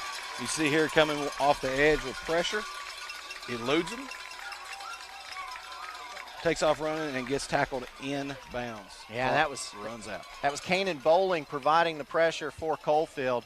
I have enjoyed this first half, but something tells me I'm going to enjoy the second half even more. We've got a lot of stuff that we can talk about in halftime. We're going to try to get you some stats and get you some scores of interest as well, as you are tuned in to our OEB Law Game of the Week.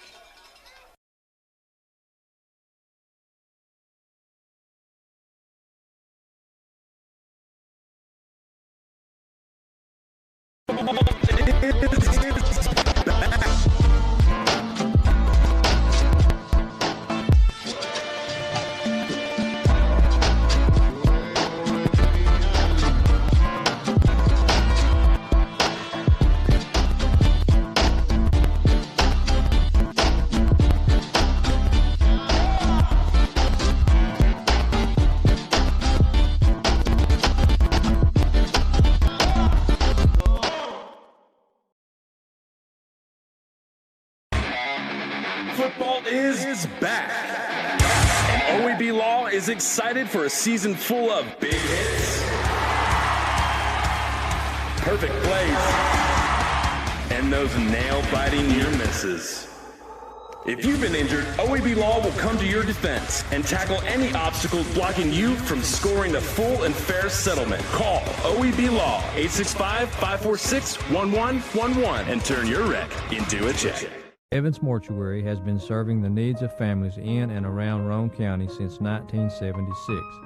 As established members of our hometown community, we understand the security of dealing with people you know you can trust.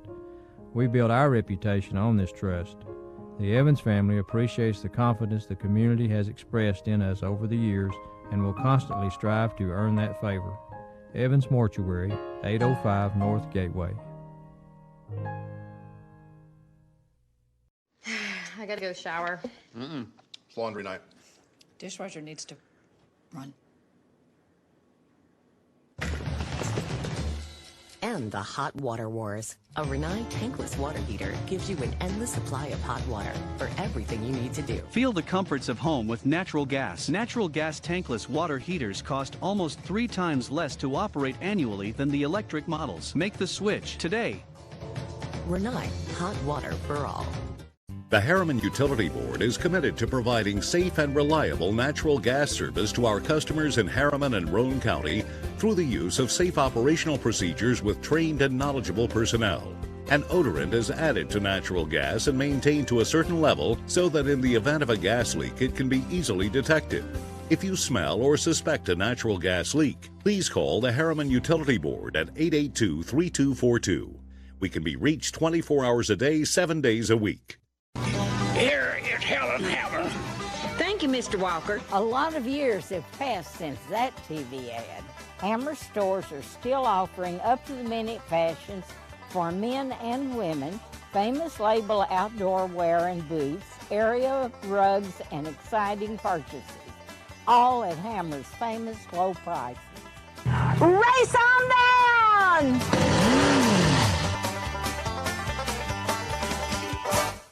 Hi, I'm Ray Varner, and we've got the vehicles you need to make the most of this season. Whether you're exploring the great outdoors or cheering on your favorite team, let's take your fall to the next level. In a 2017 F-150 Crew Cab XLT 4x4, $38,990. 2020 Ford Escape Titanium All-Wheel Drive, $29,990. 2017 Subaru Outback Limited, $23,899. At Ray Varner Ford in Clinton, we are your East Tennessee Ford dealership. Come and see us today. Shop RayVarnerFord.com. You've dreamed about the perfect house, a place to call your own, and a place to not only stretch out, but to grow. Auto Owners protects your house because to you, it's home. That's simple human sense. Ask Griffin Insurance Agency in Kingston if auto owners make sense for you. Happy to help, man. I was just over there talking to myself anyway. 1952. That's the year Hammers opened the first store in East Tennessee. Now there are 5 stores and there's always something new. Like in Hammers' popular ladies boutique department, you'll find the lowest price possible on new arrivals every week. Find similar deals in the men's department and the expanded rug department. Plus, special purchases always offer surprise savings. You never know what you'll find next at Hammers. Make this spring all about enjoying the experience. When you ride on your new Ferris commercial mower featuring patented suspension technology, you'll have more than freshly manicured grass. You'll experience productivity and comfort like never before. And because you won't be slowing down for those rough spots, you'll mow more lawn in less time. Ferris, experience suspension. XL Bowman & Son, 524 North Front Street in Rockwood.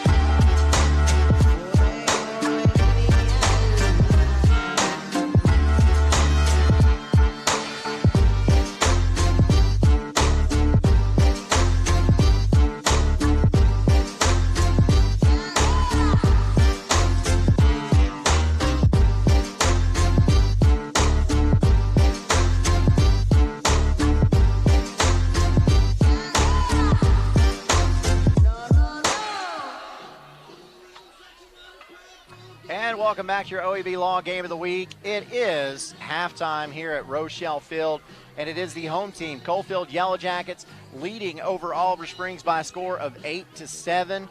It's been a great one so far. What is your biggest takeaway from that first half? Just classic running football. I mean, what you see is teams that's prepared for each other.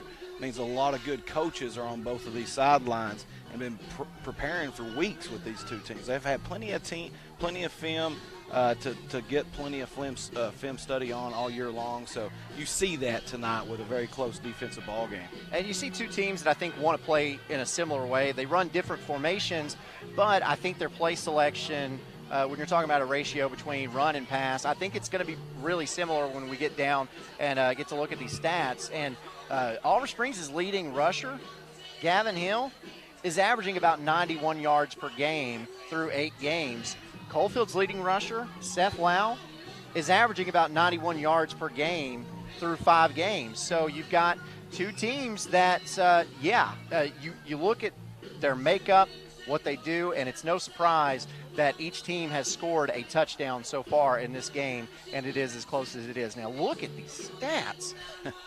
Brought to you by OEB Law. First downs, 6 for both teams. Rushing yards, you've got 82 for Oliver Springs, 94 for Coalfield. Passing yards, just 13 for Oliver Springs, 5 for Coalfield. Total yards, 99 for Coalfield, 95 for Oliver Springs. This one is close. A turnover each within like 3 plays of each other. Penalties, 3 for 30 for Coalfield, 2 for 15 for Oliver Springs. And time of possession, look at the time of possession. Even it's close. 12:59 for Oliver Springs, 11:01 for Coalfield. I mean, those first half stats will tell you why we're here tonight. Yeah. These two teams are very equal all across the board, and they match up really well. Let's see, coming out of halftime, which coaching staff makes the better halftime adjustments coming out of here. Because most of your plays in that first half, hey, that's what you've been working on. That's your bread and butter. Let's see what they change up in the second half and how they approach this. Yeah, I've been really excited. I've been looking forward to this game all week long. Here we are, and it's living up to my expectations. Some other big games around the area as well tonight. And the last scoring update that we had, Oak Ridge leading over Powell 21-7. Oh, that's huge. It is huge. Powell is so talented. Their roster is loaded with several 3 and 4 top star football players on the roster. So a huge statement by Oak Ridge. They've been up and down, kind of an emotional bunch this year. But right now they're playing some winning football. Let's see what happens in the second half. They've won 3 straight. Last week defeated Mount Juliet for the 2nd year in a row. That game was at Blankenship Field last Friday. And if you don't know, Mount Juliet is a 6A school, generally always in the playoff hunt as well. So you're talking about a huge win for Oak Ridge, a team that really looks like it's hitting a stride right now. Yeah, Mount Juliet scheduling Oak Ridge. We thought we was going to have some really close games, which we have. But Oak Ridge pulling 2 big victories over the Mount Juliet. I was trying to see if we can get you some more scores of interest. Claiborne County is up on Cumberland Gap 13-0. We'll see that one in the second quarter. Greenville is leading over Granger County 21-8 at halftime. Bearden up on Morristown West 14-7. Dobbins Bennett Science Hill. That's a really good game and one that people would want to watch. It's Dobbins Bennett 21-14 right now, and that game is almost at the half. East Hamilton, Anderson County. It's not even halftime yet, and the Mavericks are up 33-0. Talk about a team playing their best football right now. Anderson County is definitely playing their best football. And we were talking about how big it would be if Gatlinburg-Pittman would be able to play a little bit with Alcoa. Just give them a run for their money. Alcoa up in the second quarter, 28-0. Yeah, Tornadoes. They're outmatching everybody's roster. They're just a different creature over there in Alcoa. Halls trails Sevier County 14-8 in the second quarter. That's a really good game. Check this one out. At halftime, Maryville up on McMinn County 7-0. Wow, that is impressive. Here's another one. Campbell County 20, Clinton 13. Clinton playing Campbell County tough, which we knew that. Yep. They're very close, and that's an old school rivalry football game. Yep, it sure is. Greenback, last score update we have in the second quarter, it's the Cherokees up over the Green Wave 20-0. So Greenback has only played 4 football games. They've only played 4 physical football games going up against Midway, a team that has, I think, exceeded expectations this season, but the Green Wave meeting its match with Greenback. Second quarter, last update we have, Kingston and Pigeon Forge were tied at 0. That, I believe, is a game that's going to go down to the wire. Very last. And here's kind of a little surprise to me. And this is a big rival game here. You're talking about 2 schools very close together. It's Hardin Valley and Farragut. 35-0 at half, Farragut. Yeah. Hardin Valley struggled a little bit this year, and Farragut's having a pretty good year. So over here, Grace Christian 21, CAK 14. Grace Christian playing, and that's a big game for the Grace Christian coach, as he was the former head coach at CAK when they won over there big with wide receiver went to Tennessee and some of those guys. It was big-time football over there. Yeah. We can tell you that the winner of this game is in the running for a region championship. And if that does so happen to be Coalfield, then that is over. Coalfield will win the region championship, and they will play Hancock County in the first round of the playoffs here at Rochelle Field. We know that for certain. If Oliver Springs wins tonight, then they will need to win next week against Midway. We'll be at that game. And if they can pull that off, then Oliver Springs will win a region championship, and they will play Hancock County. I think the expectation is Region 2 is always a lot stronger than Region 1, and so there is a possibility of a Region 2 sweep in which you'll get some of these Region 2s going up against each other again. That's kind of common around here in these parts. Region 2 kind of all across the classifications kind of centers around East Tennessee a little bit, or at least used to, and Region 2 used to wipe the floor with them. So in the second round of the playoffs, you'd always have a Region 2 versus Region 2 matchup. I'm so excited. I love being here at Coalfield. We get the game from the roof. You got this aerial view, and don't get me wrong, I love being in a press box, but it's nice having a wide field of view and not having to peer through panels of windows and things like that. You get to take in the night air, and it is the weather is beautiful tonight. You really get the full experience of the atmosphere. And Coalfield always, it's a little party down here on Friday nights, and the whole community comes out to support these guys. And not just on Friday nights, you're talking Monday, Tuesday, Wednesday, Thursday, Friday, Saturday, Sunday. This community is a big aspect of the success of this Coalfield football team. And the same thing is said for the Oliver Springs football team, who has lost a lot of enrollment since I was in high school back in 2006. I can remember Oliver Springs floating with 3A numbers, and now way down there in single A. And if you get that shot right there on the camera, you see the kids on the hill with a football. That's high school football. I will always remember high school football as kids with footballs playing little two-hand touch or tackle games beside the high school football game. Oh, yeah, it's an atmosphere that you grow up in, and everybody here probably was doing this as children. So this is a annual thing that everybody comes out and spends their Friday nights, man. There's nowhere else to be. And Cole, you and I are Wartburg grads, so Coalfield, in our hearts, this is a hated place. It's a heated place, but I was friends with all those Coalfield guys. I mean, it's a rivalry, but we were all buddies growing up. My wife. It's fun to trash talk each other. It's just the way it is, but we're some best friends off the field. Yeah. My wife is a 2006 Coalfield grad, so I'm married a Yellow Jacket. Brad Jones back here, star basketball player here for the Coalfield Yellow Jackets. So it's good. I like being able to travel, and I like being able to do these Roane County games. Yep. We got to do Anderson County last week. I really enjoyed that. I enjoyed going to Clinton and covering the Dragons. But it's nice to come back here. It feels like home. Yeah. The atmosphere is different.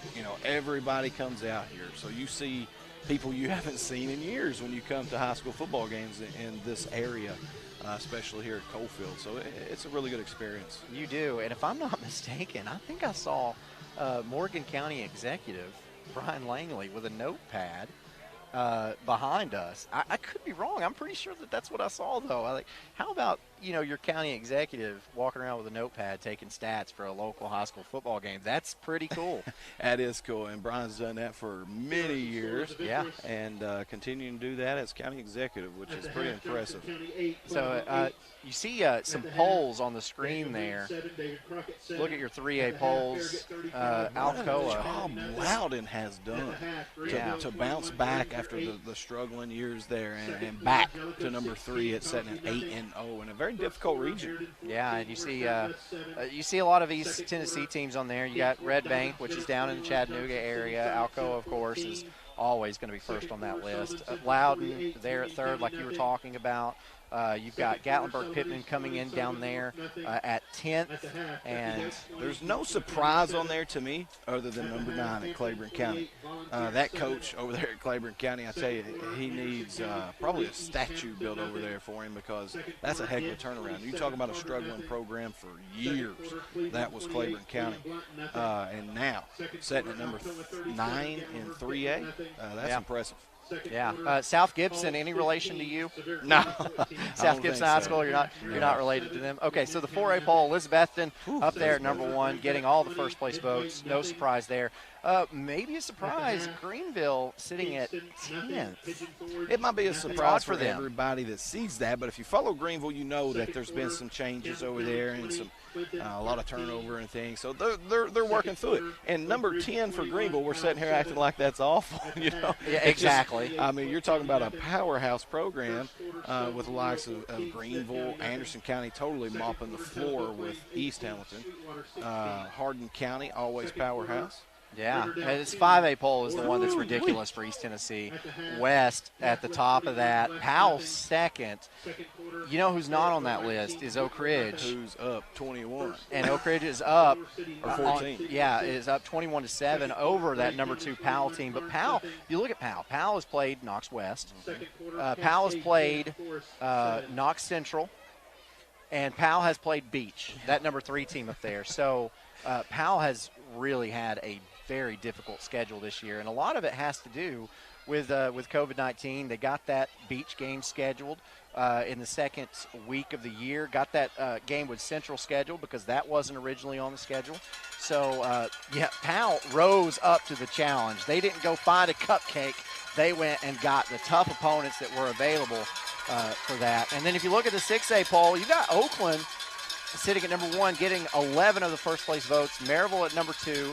DB at number 3. And I tell you, another surprise is Warren County. That's another program that has had struggled for years, and they really turned that around. You slowly started seeing them put out some pretty big college athletes. A couple guys playing for University of Tennessee right now. So Warren County really on the up and up. Yeah, and then look at that McMinn County. They're 8-0, and right now they are playing Maryville tough. So the 1A poll, we've already seen this on the screen. We didn't get to talk about it, so let's talk about it now. South Pitt at number 1, not really surprised to anybody. That one loss came to Meigs County. Coalfield sitting there undefeated at number 2, and really that's all. Coalfield was supposed to play Gordonsville. That number 10 team didn't get to because of COVID-19. So not really a lot of surprises on there. No, South Pittsburgh owns single A right now, so going to be some pretty good matchups in single A in the playoffs. Yeah, and there's that Meigs County team we were talking about, receiving 2 first-place votes. That number 2 team in Class 2A is the only team that has beaten South Pittsburgh. And, the way it normally goes, that might be the only team that ends up beating South Pittsburgh. I'm interested in watching this Lewis County team. Do they have the athletes to really compete with the Peabodys and the Meigs counties and the Trousdale counties this year? Because normally speed has always been a weakness of the mighty Lewis County. Yeah, and you saw also in that top 10 South Green, and why that is significant. South Green is one of those Region 1A teams that one of our local Region 2A teams or 2AA, I should say, will have to go travel and play. South Green winning Region 1 AA, Hampton finishing in second. So you're looking at who's 3 and 4 in Region 2 AA right now. It's Oneida and it is Cumberland Gap. So Oneida is going to have to travel to Hampton and in that, round one. let me tell you, that's a trip up there to Bulldog Country in Hampton. Literally, they got an ice cream scooper and dug it right out of a mountain and threw the school in there. It is an interesting and intimidating place to play. But more than that, it is a long drive. Yeah, and Oneida having to take the week off next week was going to play this Coalfield Yellow Jacket team, and what is always a classic matchup between the two schools. Now for the first time since, what was the stat, since the 40s that they're not going to play?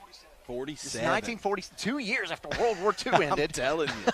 And that was one I was really excited to watch. Yeah, and, you know, Coach Henry here at Coalfield, he's an Oneida guy. Got plucked from that area to come down here and done a good job at Oneida as well. I was playing at Wartburg when he was coaching at Oneida, and we used to scrimmage twice a year every year, and I was always impressed with his Oneida team. And we want to say once again how sad we are about the passing of John Harvey of Harvey's Furniture, a big supporter of Oliver Springs High School athletics, and also a supporter of us, BBB TV, Channel 12. And it was because a lot to do with his sponsorships and his contributions that we're able to come on and bring a game like Oliver Springs and Coalfield to you. And we are very sad about his passing. We are getting set to begin this second half. Oliver Springs will get the football. Coalfield won the toss, and they decided that they would receive. Honestly, I was surprised. I thought they would go on defense first, but they wanted to try to flex muscles on offense. Well, let's see if we have a different approach on the kickoffs this time for Coalfield, because the short kickoff, it just didn't work out for Coalfield, especially on a field position battle in a close defensive game like this, unless they see something on film that they really don't want to kick to. It is Hayden Hicks getting set for this Davis Funeral Home kickoff. Back deep, Brandon Nation. And it looks like Gavin Hill for Oliver Springs. That might be why they're kicking short, Aaron. Very well could be. And that is a great kickoff. Here we go. It sends Hill back inside the 10-yard line, but he's got some running room. Makes some moves. Gets up in middle of his blockers and returns it all the way up to the 40-yard line. You may be correct. Well, unfortunately, he made him pay right there. But still, it's a little bit better field position than what they got last time off the short kick, if I'm not mistaken. Yeah, as we watch this replay. Good kick. Try to kick it in the corner. Your lane discipline wasn't bad, just missed tackles. So a Hammers 1st and 10 at the Bobcat 40-yard line. You've got two backs in the backfield. And handoff goes up the middle to Brandon Nation. Nation makes a guy miss, gets up the sideline, and he's tripped up inside the 30-yard line. A huge gain. Gavin Hill, the ball carrier. Number 3, that is a 32-yard gain to start this second half for Oliver Springs. And Cole Hines coming in with a shoelace tackle there to stop him. Just look at this Chuck Flashman replay, and Chuck just comes in immediately with a smile on his face because he got as soon as he gets here, he gets to see some good football. So Hammers 1st and 10, same formation for quarterback Zach Elliott. Takes a snap. This time the handoff goes to Hill. Hill met at the line of scrimmage and dropped. Maybe a pickup of one. Bryson Ridge, big defensive lineman, coming in on a good solid tackle. He felt that one. Yeah. I believe they're going to give him about 1.5. We'll just call it 2nd and we'll go ahead and call it 2nd and 8. 2nd and 8 for the Bobcats. Oliver Springs getting the play from the sideline. Quarterback runs in the huddle.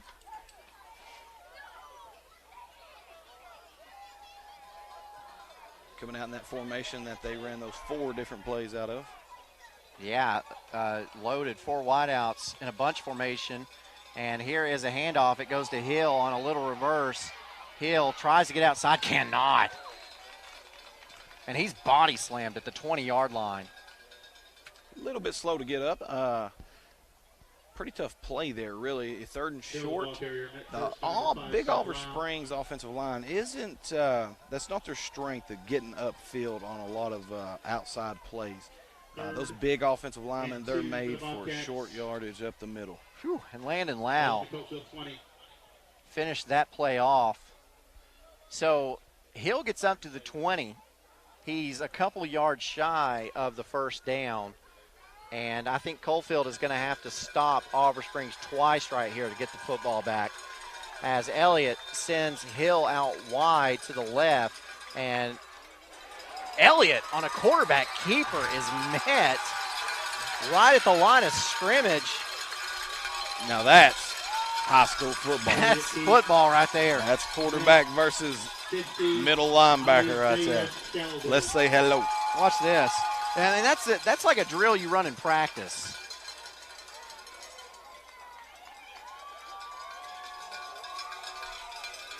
Very good play by the Coalfield linebacker filling that hole.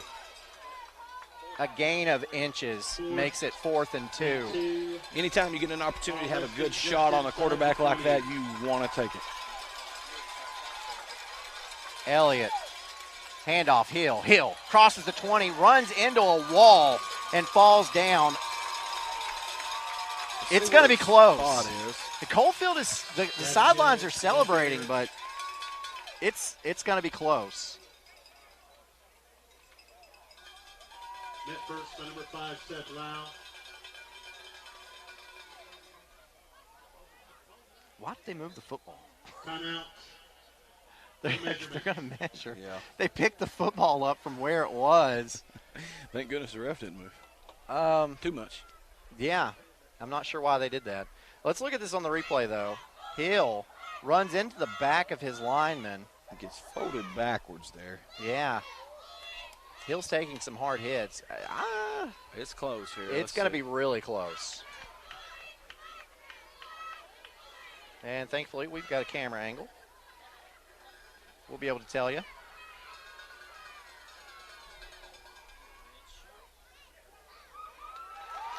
Turnover on down. The Yellow Jackets take over first. Wow. Ball on their own 18. That's about an inch short. And Coalfield will take over. That is a huge stop for the Yellow Jackets. They will have a Hammers 1st and 10 at the 18-yard line. Talk about a defensive stand down there. That was huge.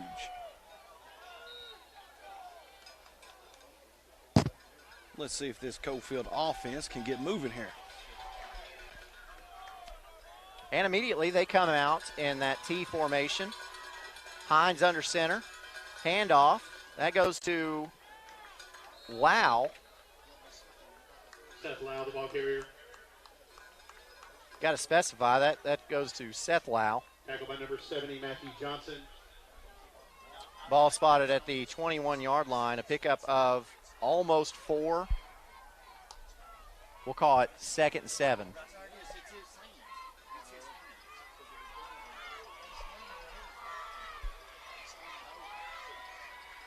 T formation again. Under center is Hines. Handoff, Landon Lau. Lau trying to make it to the right. Almost gets to the outside and would have had an opportunity for a home run play there.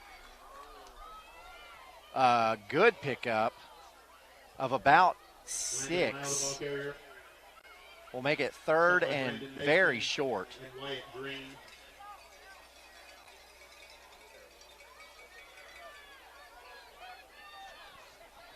Say you're going to get a good dose of that T formation right here.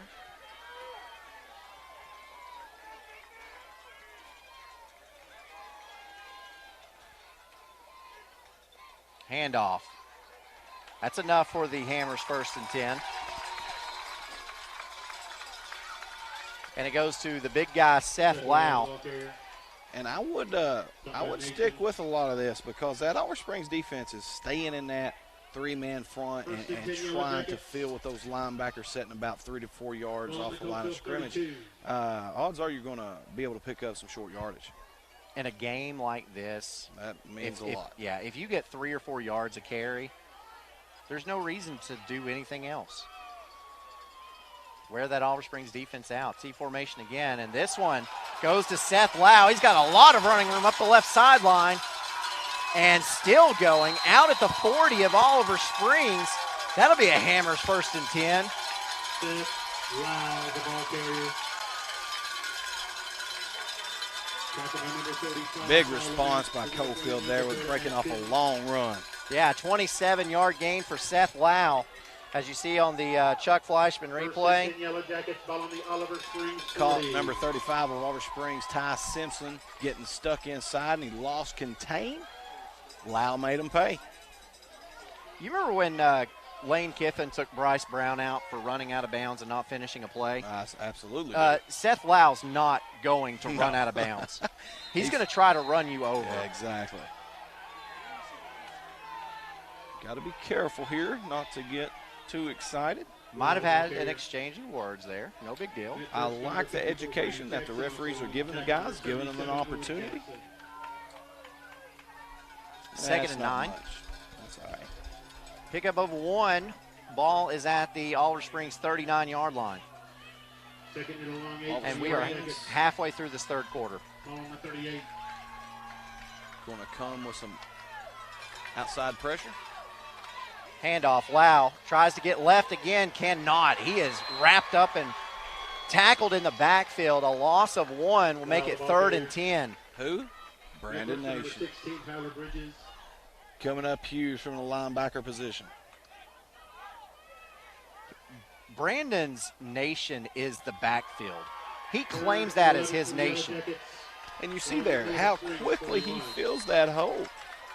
You're not supposed to be able to outrun a running back from the backside like that. Coalfield's got a huge 3rd down upcoming, and Coach Henry wants to talk about it. Timeout, Yellow Jackets. 5:47 left to go in the third quarter at Rochelle Field.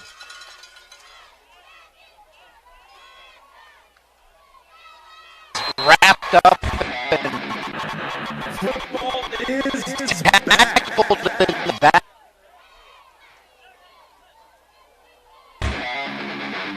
is back. And OEB Law is excited for a season full of big hits, perfect plays, and those nail-biting near misses.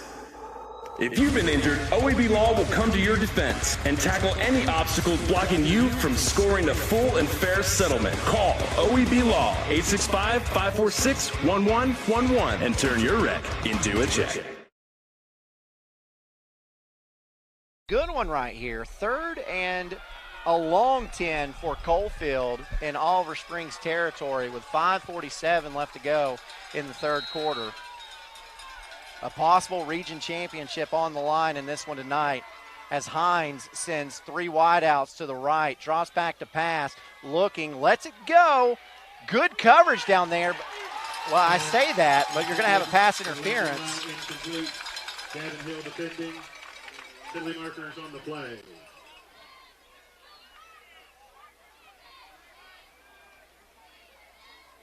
And they're going to call it on Coalfield. A pass interference on Coalfield. Oh. So that was interesting. I think Gavin Hill was 3 wideouts to the right. Draws back. Hill was in a position to make a play on this football. I don't know. Yeah. That's one I let go, but hey. Yeah. And then, my goodness, a 15-yard penalty right here is very detrimental because it goes from a 3rd and about 11 to a 3rd and about 26. Yep. 3rd and long for the Yellow Jackets. Your playbook shrinks a little bit here, but you've got some really talented wide receivers in Coalfield, so let's see what they do here. I think you run a screen right here. That's all I think I can tell you. Fakes the screen, actually. Hines drops back to pass, lets it go ball. way down the field, and that pass is underthrown and almost intercepted. And it falls incomplete. Intended for Connor Johnson, incomplete. And it's 4th and very long. I tell you, once he develops his arm strength, he's going to be a really good quarterback. Watch his release here. Quick pump fake. Good release, good technique. Just not enough arm strength yet. So Landon Lau is in punt formation for Coalfield, and we've seen Coalfield lines up in a really funky punt formation, and Lau does a rugby-style kick. And there, it's a wobbly end-over-ender, lands at the 34, and rolls dead right out of bounds at the 30-yard line of Oliver Springs, and that's where the Bobcats will take over with a Hammers 1st and 10. Stop at the Oliver Springs 30. The Bobcats take over 1st and 10. So a huge third down penalty for Coalfield stops that drive short, and Oliver Springs will take over 70 yards away from pay dirt.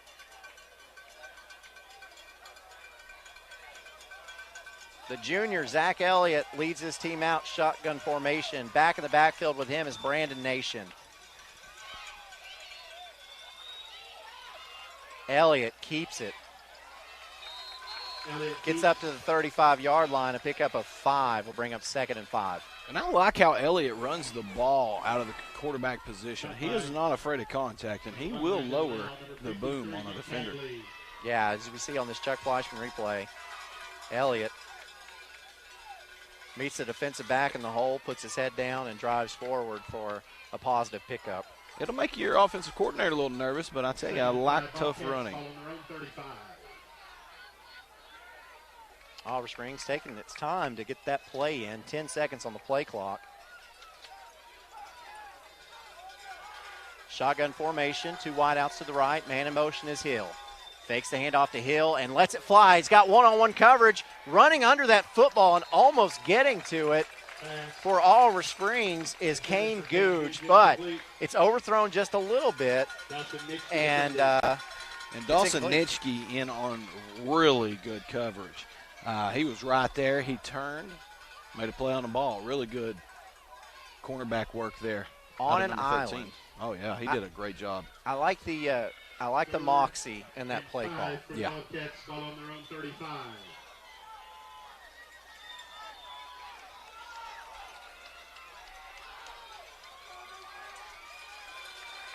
Elliott directing traffic. They've got that bunch package with 4 wideouts to the left, and that's the way Elliott's going to run. It's a quarterback keeper, and he's ripped down.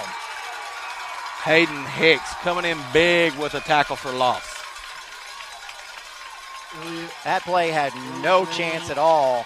It's a loss of 5, makes it 4th and 10, and Oliver Springs is going to have to punt. I'm feeling some momentum changing. That's big. And this is a big punt here for Oliver Springs. Let's see if they can change field position or if Coalfield can get a big return here. High snap for Ty Lamance. That is a high spinner and lands at the 40.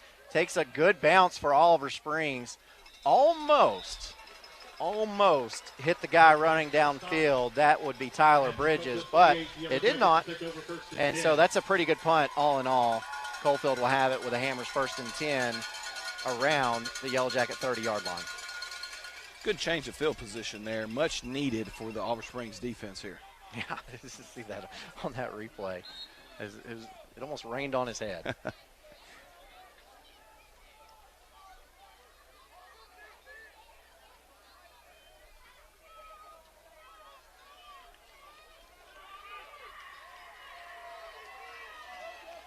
Cole Hines, the sophomore, leads his team out in that T formation. Handoff goes to back out of the backfield, running from left to right and getting about 10 yards. That's a good run by Kanan Bowling.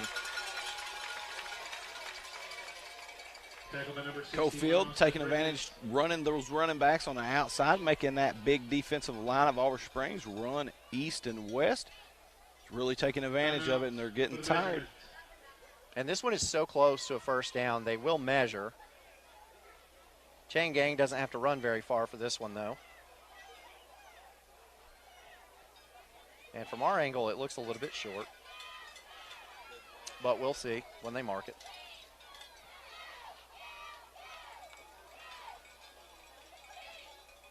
Whew. A literal inch. He had to Wow. Close.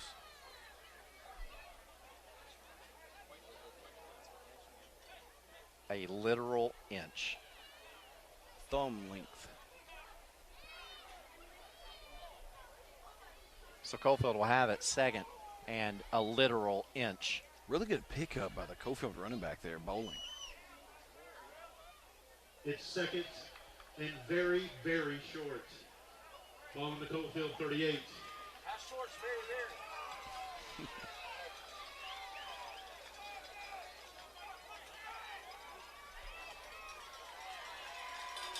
Yeah, I would certainly say Coalfield has been the aggressor so far in this second half, which doesn't bode well for Oliver Springs as the Yellow Jackets have a 1-point lead. Second and a literal inch. Hines, and we've got to stop and play. There's a flag. Ooh, this could be huge if this is on Coalfield.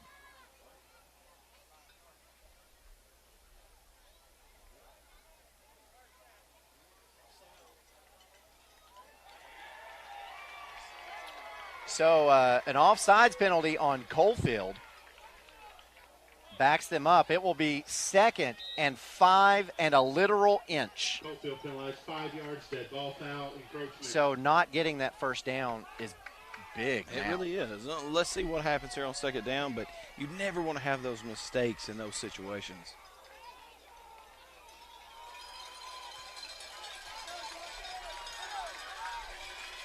Quickly up to the line is Hines.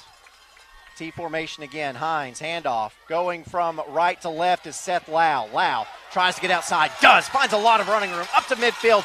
Up to the 40. Breaking tackles. Finally brought down by 4 Bobcats at the 34-yard line. He got a lot more than 5 and a literal inch. Yeah, big number 60. Bryson Ridge leading the block here, running and chugging and running. Leading Seth Lau down the field, getting good blocks. That's what you want to see. That's winning football right there, that big offensive lineman. Man, when he hits that cutback. It's dangerous. He's a very good open field runner in Lau. Ball's at the 34-yard line of Oliver Springs. Hammers first and 10. Hines, and now we've got a stoppage and play. Timeout. Oliver Springs wants a timeout with 1:59 left to go in the third quarter, and Coalfield driving.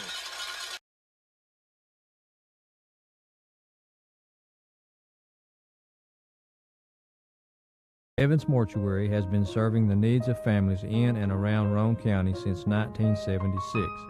As established members of our hometown community, we understand the security of dealing with people you know you can trust.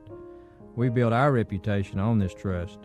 The Evans family appreciates the confidence the community has expressed in us over the years and will constantly strive to earn that favor. Evans Mortuary, 805 North Gateway.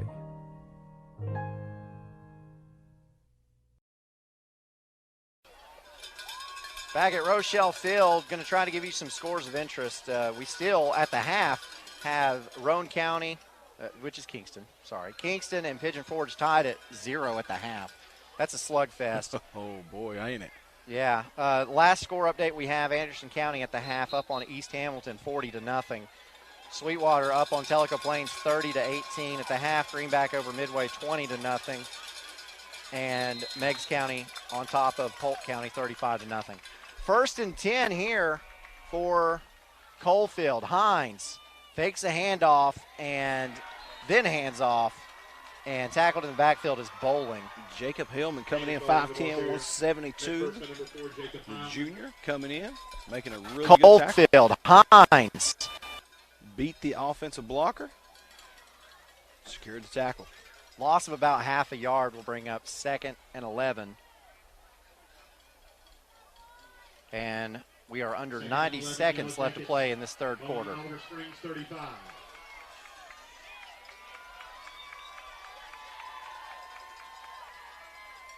Hines fakes a handoff, rolls out, sets up the screen pass to Bowling, and Bowling. What a job.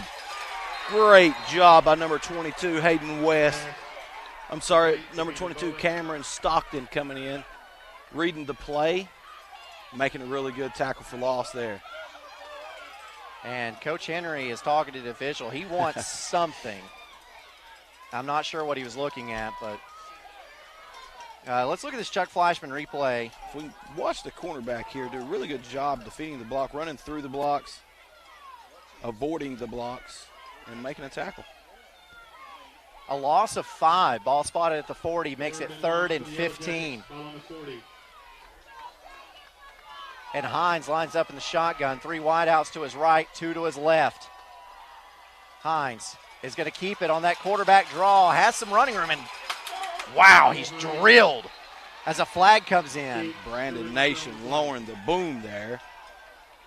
And that flag came in right the backfield. as the tackle happened. But the flag, they didn't attempt to even put it near the tackle. So that is a hold on Coalfield, and I think that's going to be I believe they're probably going to decline that penalty. Well, I tell you, that play right there will be on Nation's highlight reel. I guarantee you that. Holding penalty against the Yellow Jackets declined. So a pickup of 2. Watch this Chuck Fleischman replay. Hines. Oh, this is the previous play. Maybe we can see what Coach Henry was upset about. It's 4th and 12, and that is how this third quarter will come to an end. Here is the play, though. Watch this Chuck Fleischman replay. Watch Nation number 8. Boom, son. My goodness. I like this kid. I know he's a good running back. He's a good offensive player, but that kid's future is on defense. He is the leading tackler for this Oliver Springs team, and he gives Oliver Springs a little bit of momentum going into the fourth quarter, which will begin when we get back on your OEB Law Game of the Week.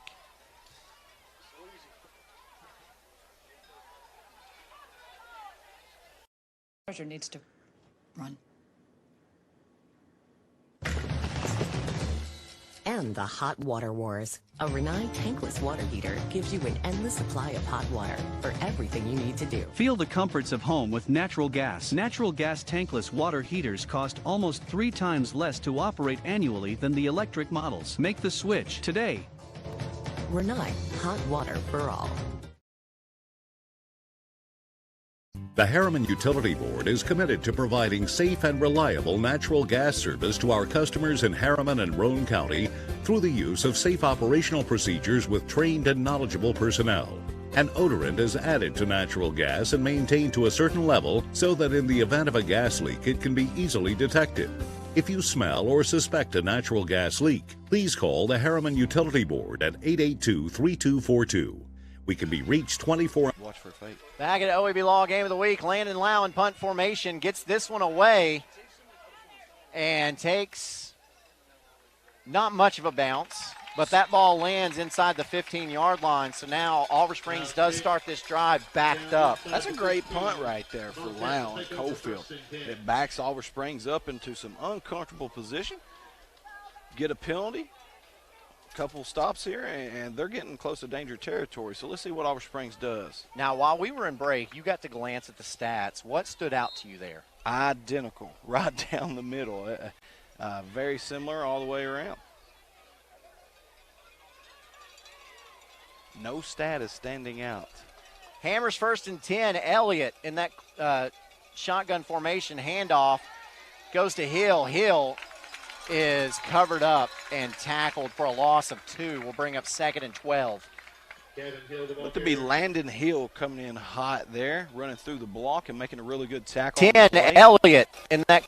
Stop by number 10, Isaac McKinney. And number 1, Landon Lau. Yeah, Landon Lau doing a really good job coming from behind and making the tackle. For the Bobcats, ball on the Roane 12.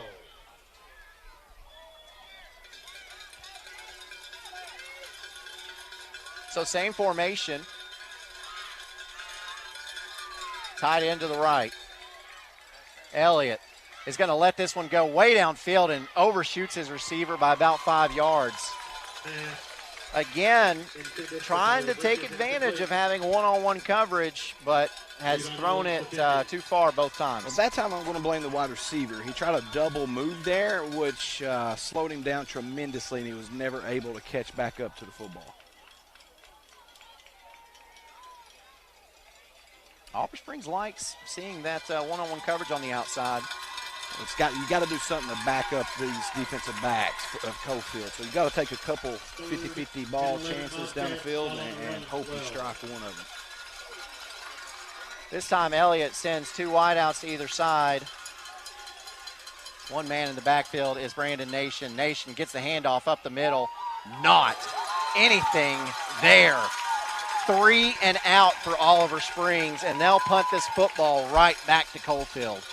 Isaac McKinney coming up big. Isaac McKinney with the stop. Watch on the replay here. Reads him. Bounces inside, makes a really hard tackle. And number 50 getting fired up for Coalfield. Yeah, and you know, if you can pull Brandon Nation back like that and tackle him. That shows you how strong you are. Yeah, so here is for Oliver Springs punt. It's a wobbly spiral, comes down like a missile and takes a Coalfield bounce before it is down at the 37.5-yard line. So Coalfield is in Oliver Springs territory with excellent field position when they get this ball.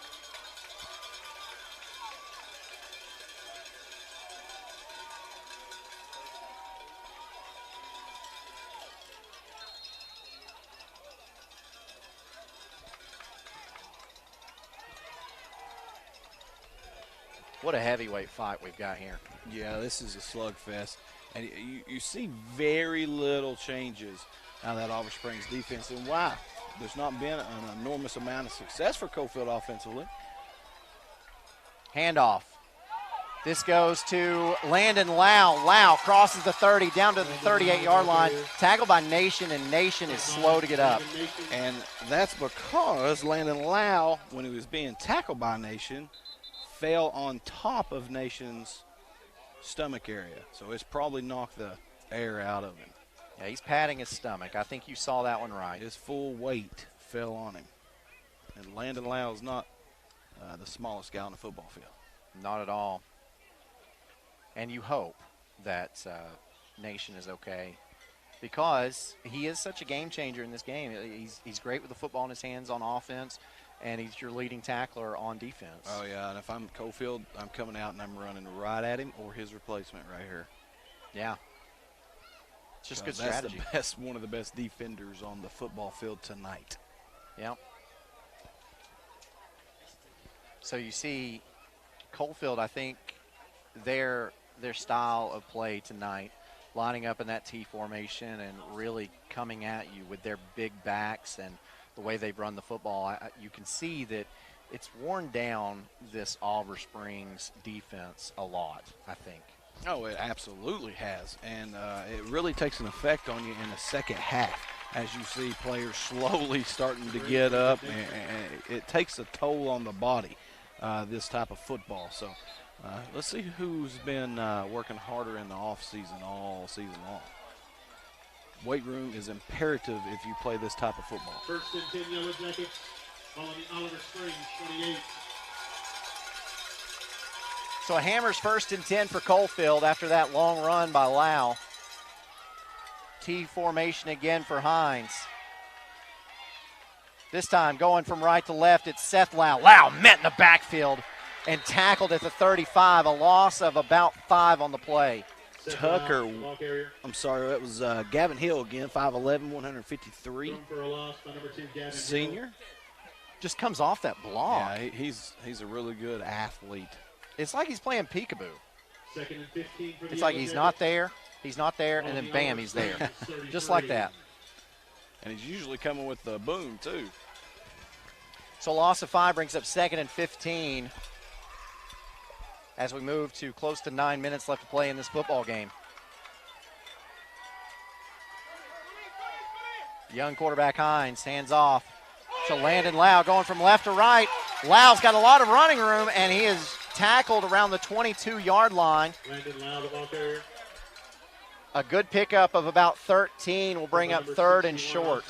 Austin Bridges in on the tackle down the field, which is never a good sign to see your defensive lineman having to make tackles 8-10 yards down the field. And 4 Yellow Jackets. Great effort by the defensive lineman. A good pickup of about 11.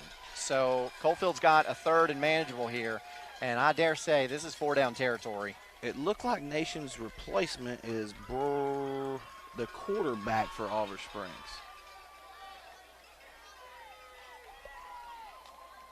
Handoff, Landon Lau, and gets to about the 20 and is brought down. Great effort by Landon Lau to stay on his feet long enough to gain a little bit, maybe another yard, because every yard is important when you get into 4th and short.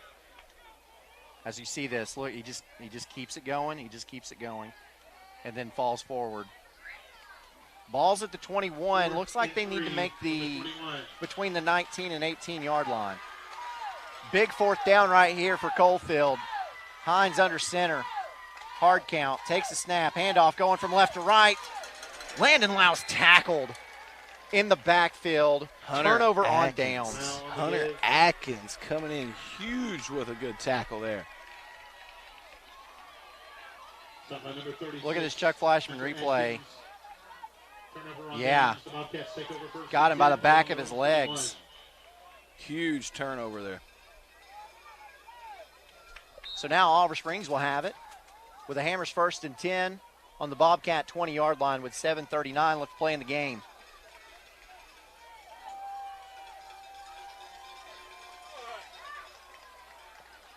If you're a big fan of classical football, you're loving this one right now. Yeah, this is just a good old school 1950 top football right here now.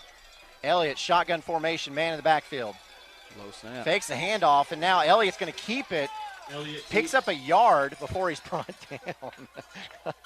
Yeah, he definitely got away from Isaac McKinney there, and he's lucky he did. Yeah, and after helping make the tackle, Isaiah Sheldon of Coalfield rips the towel free from Elliott and throws it 10 feet in the air.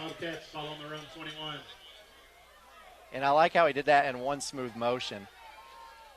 I don't know if we'll get a look at it here or not, but it's pretty funny. Right there. You see it? Whoa, let it go. Okay. Elliott takes a snap. He's rolling to his right, looking downfield, lets it go, and throws it to his tight end's feet. And that pass is incomplete. Now, if Tyler Mance is a normal-sized person, he might have been able to catch that one. But being 6'3", that one was a little bit low for him. Well on the road, 21. Yeah, 6'3", 235, 240 pounds. He is a specimen out there on the football field. 3rd and 10 for Oliver Springs.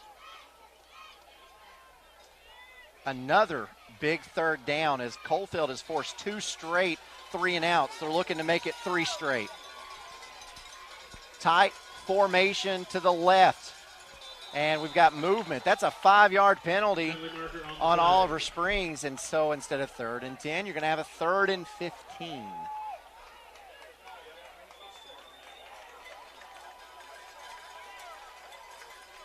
Oliver Springs, 10 lines, 5 yards. Dead ball, foul, false start. And Oliver Springs has not really been able to do anything on offense this entire second half. No, we see some frustration there out of the Oliver Springs football team. That was pretty good time out there. So a huge 3rd down right here, 3rd and 15, and Oliver Springs. Coach Larry Green wants to talk about it. We'll see what they do when we get back to your OEB Law Game of the Week. Here is Helen Hammer. Thank you, Mr. Walker. A lot of years have passed since that TV ad. Hammer stores are still offering up-to-the-minute fashions for men and women, famous label outdoor wear and boots, area rugs, and exciting purchases, all at Hammer's famous low prices. Race on down!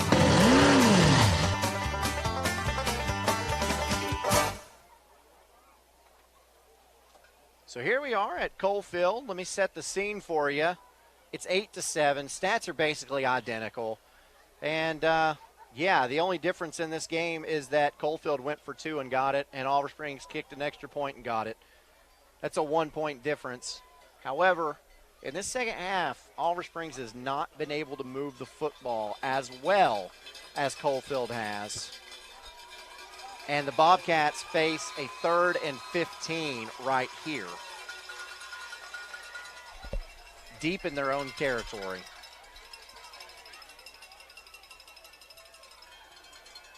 took a lot of time on the sideline trying to make sure everybody was on the same page. Calm the emotions down a little bit.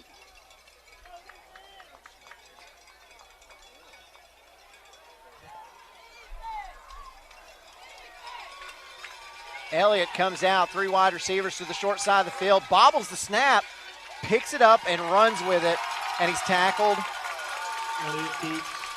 After a gain of about 1, that ain't going to do it. 4th and 14, Oliver Springs has to punt again. Started with a high snap. He had to reach up for it. Was never able to recover. And I'm wondering, I'm thinking that was not a design quarterback run. It all started with a high snap. Yeah, Elliott improvised. Here's the punt. That is a high punt that hits the fence, blocking the Oliver Springs fans from the bench. Just a truly horrible series for the Oliver Springs Bobcats there.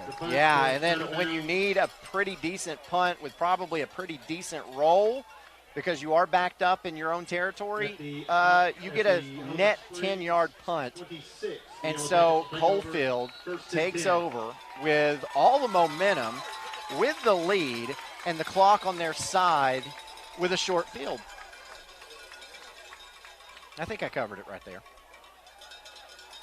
Yellow Jackets with the Hammers 1st and 10. Ball at about the 26-yard line. And a different formation here. They line up in about a power I. Pitch goes out wide to Seth Lau. Lau is tackled around the line of scrimmage at the 26-yard line. It'll be 2nd and long. Number 4, Jacob Heilman, and number 8, Brandon Nation. Brandon Nation back in the game. That's good to see.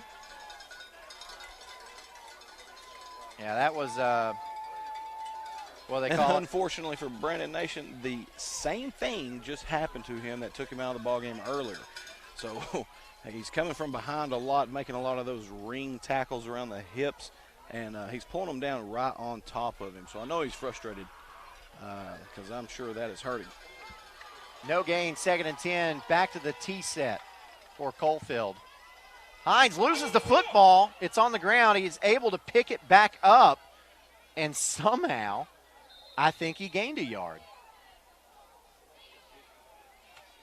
Fumble on the play, recovered by Cole Hines. Whew.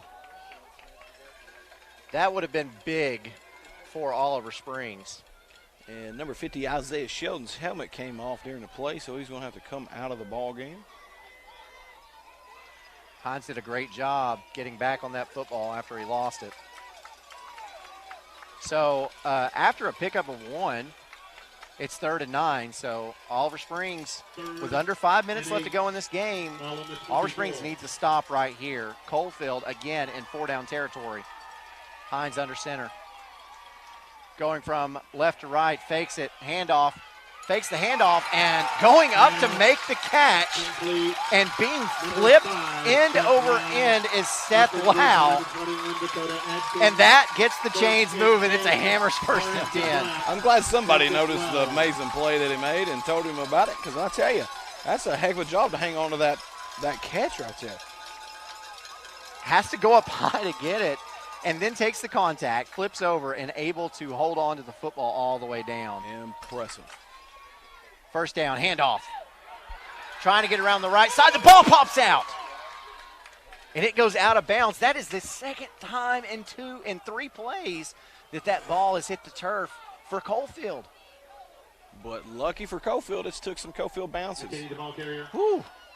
And it looked like for Oliver Springs, it was just Wyatt Green getting the top of his helmet on top of that football. But, fortunately for Coalfield, that ball goes out of bounds. 2nd and 4, Yellow Jackets, ball on the 6. Oliver Springs has got to dig down deep, try to keep Coalfield out of this end zone.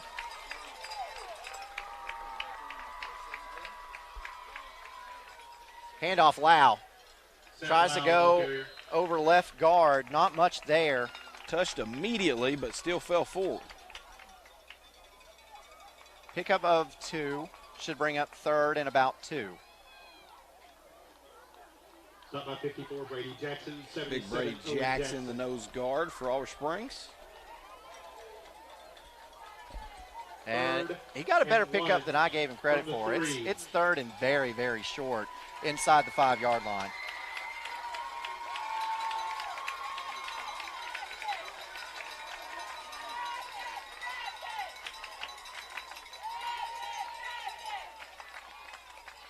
Handoff, Lau. Lau digging, driving, picks up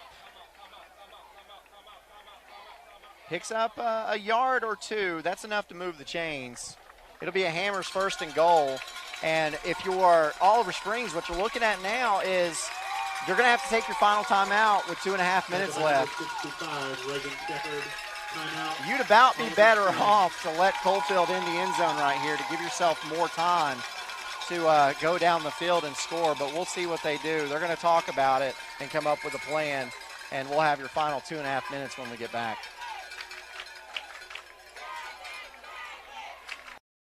Hi, I'm Ray Varner, and we've got the vehicles you need to make the most of this season. Whether you're exploring the great outdoors or cheering on your favorite team, let's take your fall to the next level.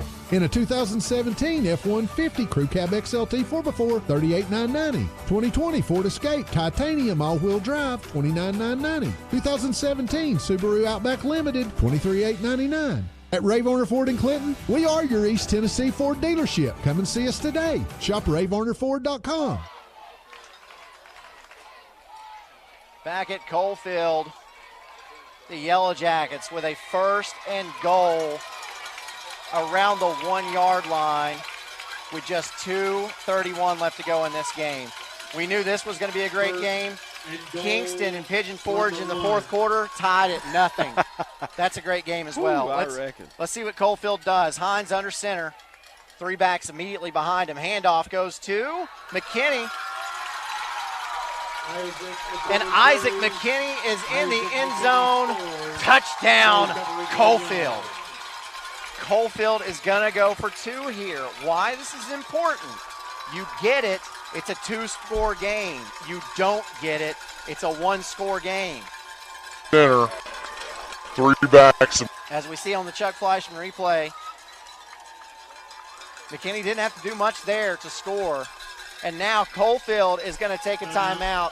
They've got a really big 2-point conversion play right here that they're going to try to convert. And we'll see it when we get back.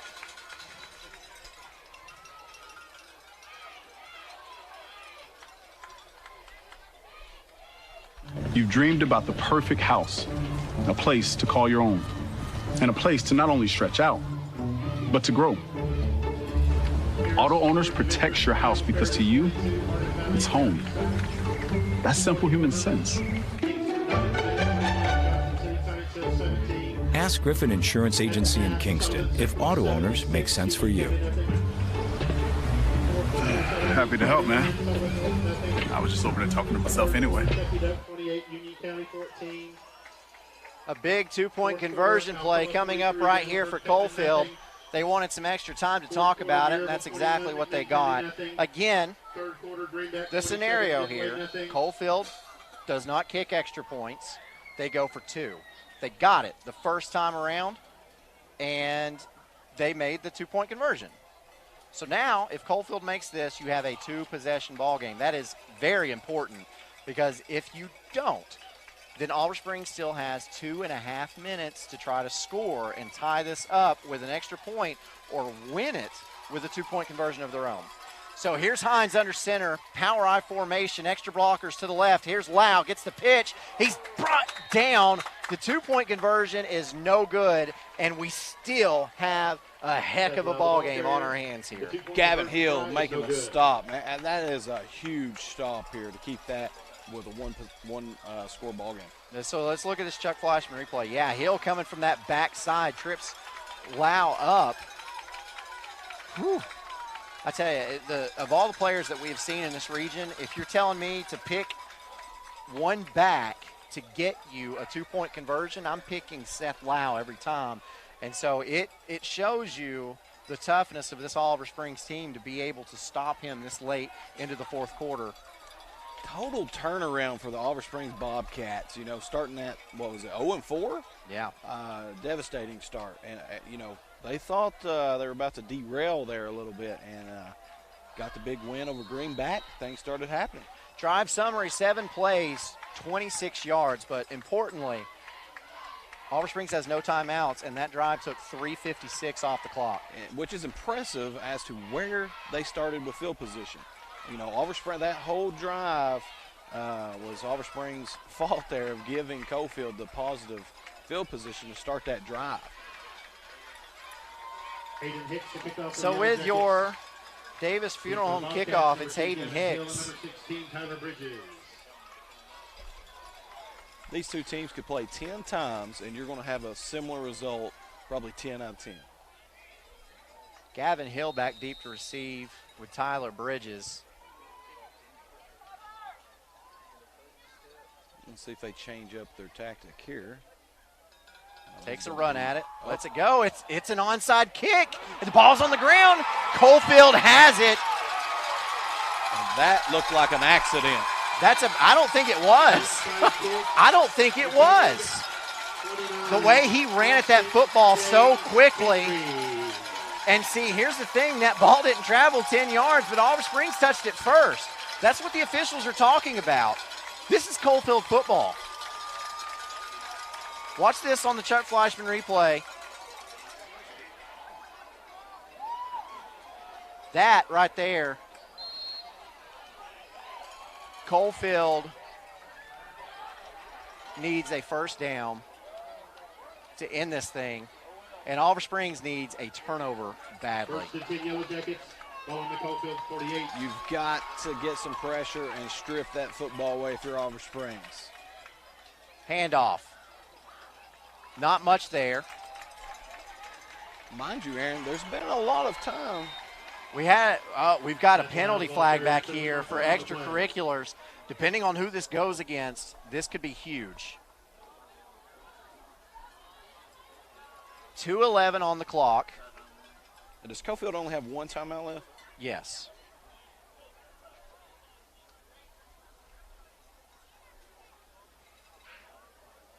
After the play was over, personal foul on Coalfield. Because that's after the play, you tack on 15 yards. So Coalfield loses it down there. And it's going to be second and about 20. Now, here's the thing. It's still not a great situation for Oliver Springs, but if you back Coalfield up that much, there's less of a chance that they'll get that first down that could end the game. And Oliver Springs gives itself a chance with a stop here to get the ball back. With a stop, but that clock is ticking. T formation, handoff, Seth Lau. Lau's tackled after a pickup of about 3. And we wanted some extracurricular, I shouldn't say we, I should say the Coalfield crowd here wanted a flag for some more extracurriculars there after that play. We'll get a good look at it here. Lau goes down. Big defensive line for Oliver Springs stood straight up. There wasn't much there. Had enough strength to be standing straight up and still not get pushed off the ball too much. 3rd and 17. That clock is running. We're at 1:15 to go in this game. 14 seconds on the play clock. So with a stop here, 40 seconds goes back on the clock. Coalfield does not have to staff this until about the 1-minute mark, right above the 1-minute mark, which means they would punt this football away with about 20 seconds left. Here's Lau up the middle, has running room, gets across midfield before he's brought down. And let's see, they get the play clock reset. There's a 7-second difference between the play clock and the game clock. So theoretically, I'd say Coalfield is probably going to take this down as far as it will go, or go ahead and take the 5-yard penalty. And then there's going to be about 5 seconds left on the clock. And at that point, you just run backward. Like, would you do that? I wouldn't. I'm going to kick it. I'm going to do my normal punt, kick it down the field, potentially even run some time off the clock out of that rugby-style punt. And Coach Henry actually calls a timeout with 7.3 seconds left. This would be a great time for a fake punt right here, I'll tell you. You think so? Oh, yeah. Because you got Lau as your punter, and he's going to run some time off that clock. If you're Oliver Springs, you've got a big decision here. Where the ball is spotted, if you get a punt block, you might be able to take a shot at the end zone on first down. But if you don't get the punt block and you don't set up a return, time might run out on this punt. So, what do you do? I'm sending everybody. I'm hoping for a block. Well, you kind of have to anyway because Lau does the rugby-style kicks. Exactly. So if you don't get pressure on him, he doesn't even have to kick it. Exactly. And your offense isn't designed to, put up a lot of points in a hurry. So this is probably your highest percentage shot of an opportunity here. So I would be sending everyone out. I got my defensive linemen off the field and replace them with speed. Let's see what happens here for Oliver Springs. It takes all 11 players to make it work. Everything has to go right for Coalfield on this play. Snap a little bit high. Lau takes it, gets the punt away. Kick. It's very high. End over ender lands. And time runs out on the punt. This game is over. Coalfield holds on. The Yellow Jackets are your Region 2 Single A champions and will have a home game in the first round of the playoffs against Hancock County. What a game we just saw. Huge. And what an opportunity for home field advantage versus Hancock County for Coalfield. And Oliver Springs is going to have to hit the road. 2020 Region 2A champions. That is big.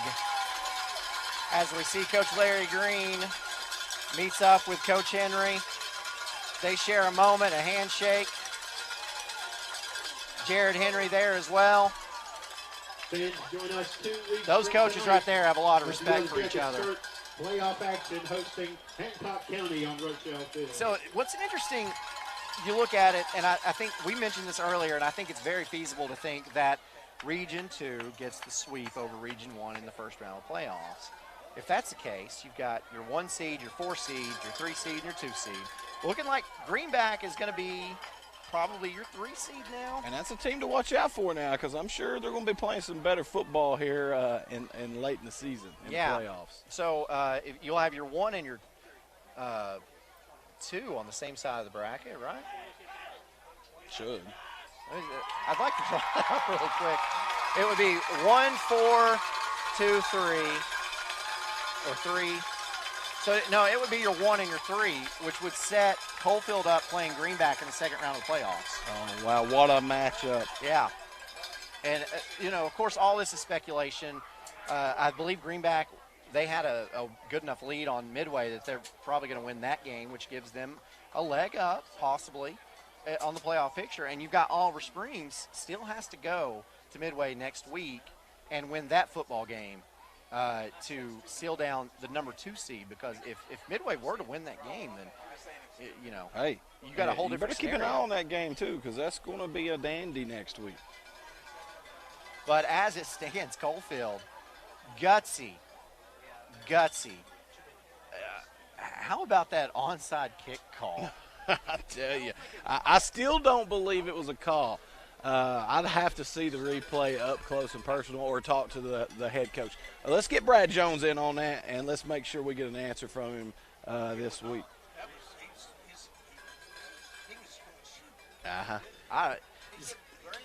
I thought it was odd. I thought it was odd the way he approached the football. He ran at it full speed. He did. That's and it was like it threw him off with his stride. Yeah. And he kind of just – I think it was a mistake, but we'll find out. So look at these final stats. They were identical at halftime. And then you look at the final stats, and Coalfield really dominated the second half, and that was the big difference. Oliver Springs with those 2 turnovers, one of those came in the second half. Rushing yards, Oliver Springs finishes with 125, Coalfield with 226, and really your passing yards about the same. So that's your big difference there. Penalties, 7 for 69 for Coalfield. They've only played 6 games this regular season. That's all they're going to play is 6 games. They'll have to get that cleaned up in the playoffs, though. Yeah, oh, yeah, definitely. To really win close football games, you got to cut down on the penalties. But what cost Oliver Springs in this ball game was those 2 turnovers. You just can't have it. 2 turnovers in a game this close, that costs you this game. And you look at, like, the small things that make up the big story in these close games, and you think about it, like, you don't think that was an onside kick. Of course, Brad doesn't think that it was an onside kick. So you've got an onside kick, though. Ultimately, it was an onside kick. And think about, what if that does go deep? What if Oliver Springs does get a good return and they get the football back? They've got 2.5 minutes to try to make something work. That could completely change the complexion of this football game. And there's the replay of that. Let's see what his teammates do. I don't think that. Look at him. I do not think that was an onside kick. But just the alignment of the kickoff team sort of tells me that.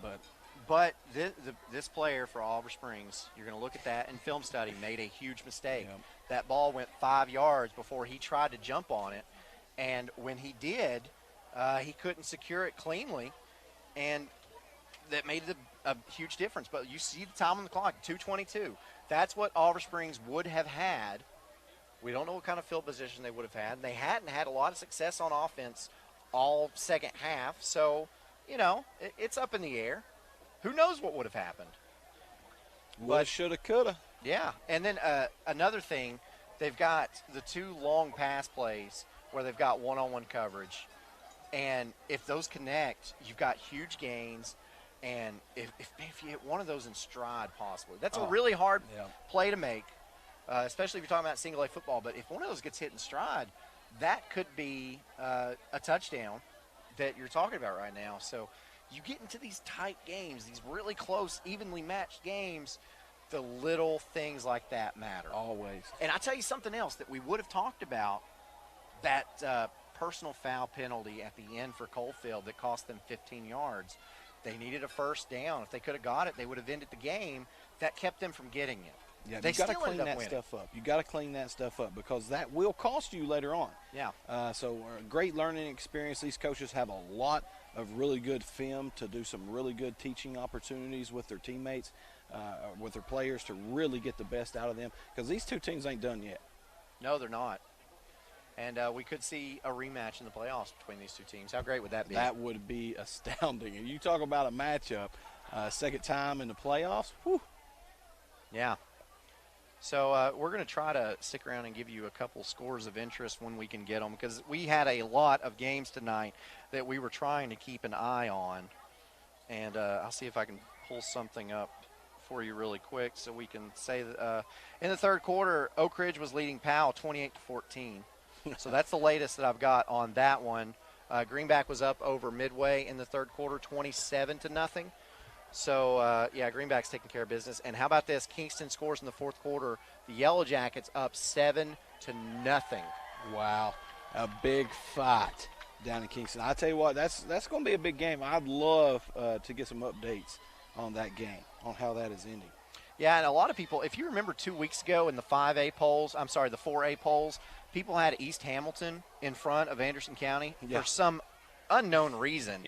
Like that's how you know, like, polls really, honestly, they're fun to look at, and it's fun to be on if you're one of the top 10 teams, but man, they don't really matter that much. What you do on the field is what matters because and you see on this poll, Anderson County is in front of East Hamilton, but it was last week or the week before last, East Hamilton was actually in front of Anderson County.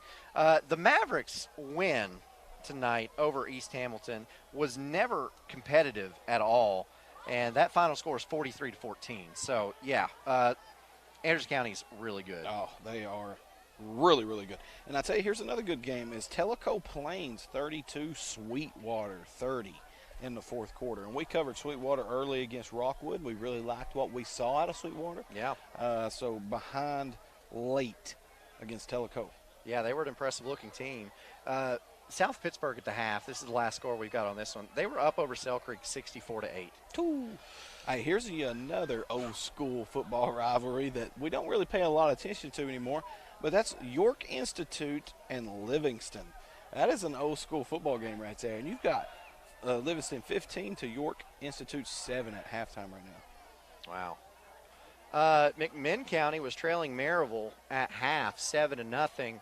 The Rebels put together 14 more points and give up a safety. Final score there, 21-2.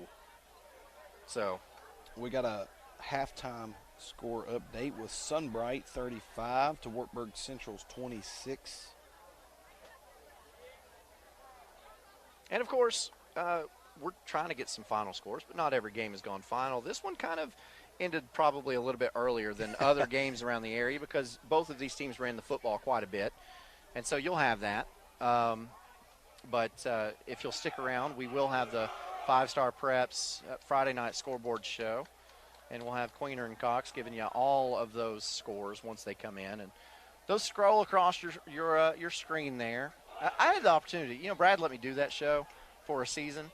And it's a lot of fun. It's so much fun to get those phone calls.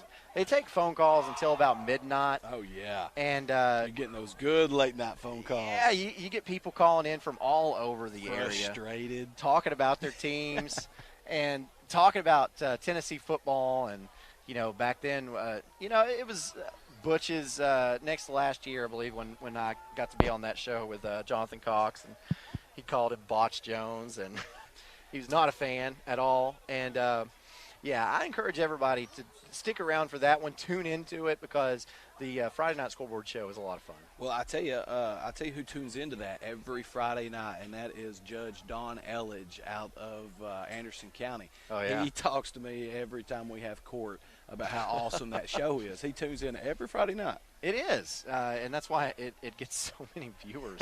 And, you know, if you can't tune that in on your Comcast network, then you can tune it in on Facebook, just like you did this game. Just search for BBB Communications. And a reminder, next Friday, I think that's setting up to be a good one. You've got this Oliver Springs team, which is upset. They fell short of a region championship tonight.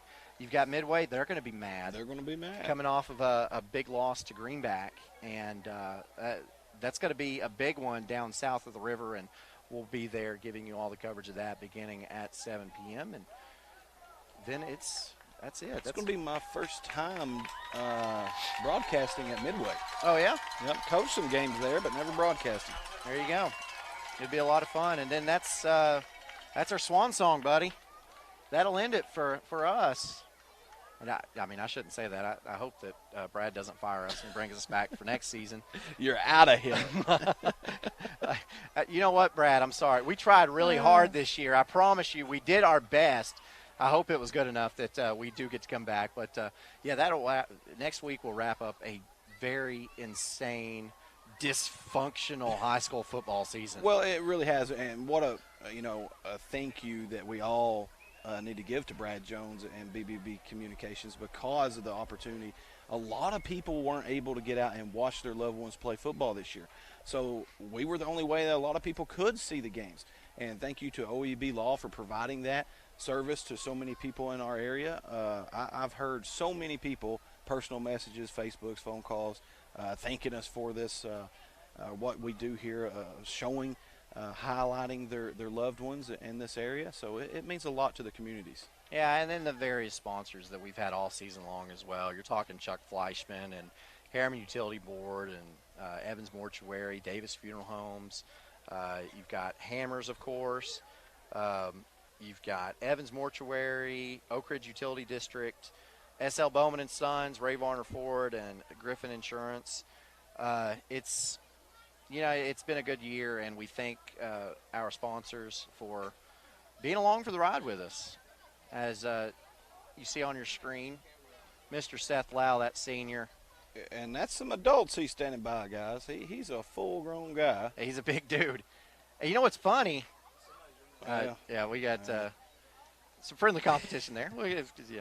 Now, this is what the rivalries are all about. It's funny. I was reading a quote from Coach Green. He was talking about this Coalfield game, and he was talking about Seth Lau and how he's been here like 8 years, and it feels like that. It really does. Yeah. You know, we covered him as an 8th grader up at Wartburg Central in a rivalry game between Wartburg and Coalfield. Yeah. And that just seems like the other day to me, and seeing him standing there well over 6 foot tall, just a grown man. Time's flying by, Aaron. Yeah, it is.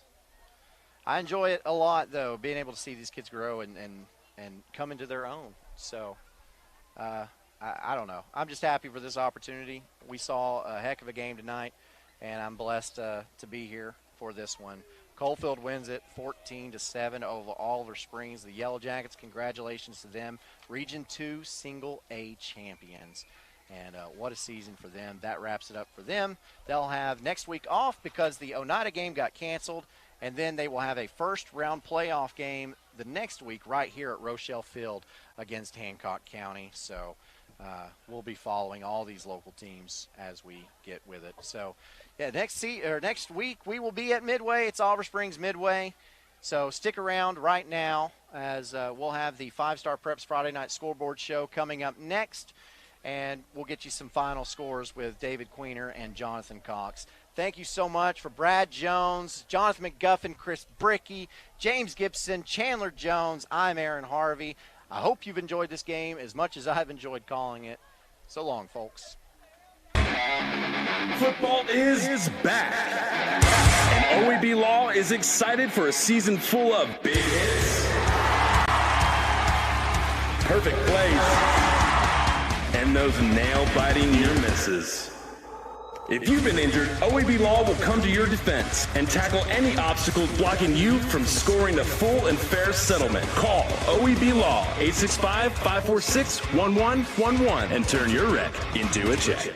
Evans Mortuary has been serving the needs of families in and around Roane County since 1976.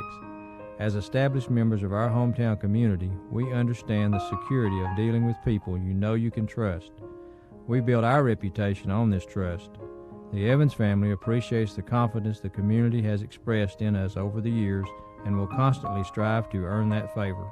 Evans Mortuary, 805 North Gateway. I am a Simplicity dealer. This business is my life, my career. If you need a new mower, I'll help you choose the model that will make your property look its very best, and even let you take a test drive. When it does need service, you can rely on my factory service training and genuine parts. Because I don't just sell products, I build relationships. I am a Simplicity dealer. S.L. Bowman & Sons, 524 North Front Street in Rockwood. The Harriman Utility Board is committed to providing safe and reliable natural gas service to our customers in Harriman and Roane County through the use of safe operational procedures with trained and knowledgeable personnel. An odorant is added to natural gas and maintained to a certain level so that in the event of a gas leak it can be easily detected. If you smell or suspect a natural gas leak, please call the Harriman Utility Board at 882-3242. We can be reached 24 hours a day, 7 days a week. I gotta go shower. It's laundry night. Dishwasher needs to run. And the hot water wars. A Renai tankless water heater gives you an endless supply of hot water for everything you need to do. Feel the comforts of home with natural gas. Natural gas tankless water heaters cost almost 3 times less to operate annually than the electric models. Make the switch today. Renai, hot water for all. Planning a funeral can be difficult at best, but it can be a lot easier if you work with people who care. That's Davis Funeral Home in Harriman and Wartburg. Davis Funeral Home gives attention to every detail, ensuring your loved ones will be remembered with honor and integrity. Davis Funeral Home works very hard to give you the most professional service possible. Davis Funeral Homes, Morgan Avenue in Harriman and Old Mill Road in Wartburg. Davis Funeral Homes, people who care. You call your agent with a simple question, only to get sent to voicemail again. We pick up the phone. Get this. Hello, this is Sam. How can I help you? Like I said, we pick up the phone because it's ringing. That's simple human sense. Ask Griffin Insurance Agency in Kingston if auto owners make sense for you. Hello, this is Sam. Hi, I'm Ray Varner, and we've got the vehicles you need to make the most of this season. Whether you're exploring the great outdoors or cheering on your favorite team, let's take your fall to the next level. In a 2017 F-150 Crew Cab XLT 4x4, $38,990. 2020 Ford Escape Titanium All-Wheel Drive, $29,990. 2017 Subaru Outback Limited, $23,899. At Ray Varner Ford in Clinton, we are your East Tennessee Ford dealership. Come and see us today. Shop RayVarnerFord.com. 1952. That's the year Hammers opened the first store in East Tennessee. Now there are 5 stores and there's always something new. Like in Hammers' popular ladies' boutique department, you'll find the lowest price possible on new arrivals every week. Find similar deals in the men's department and the expanded rug department. Plus, special purchases always offer surprise savings. You never know what you'll find next at Hammers.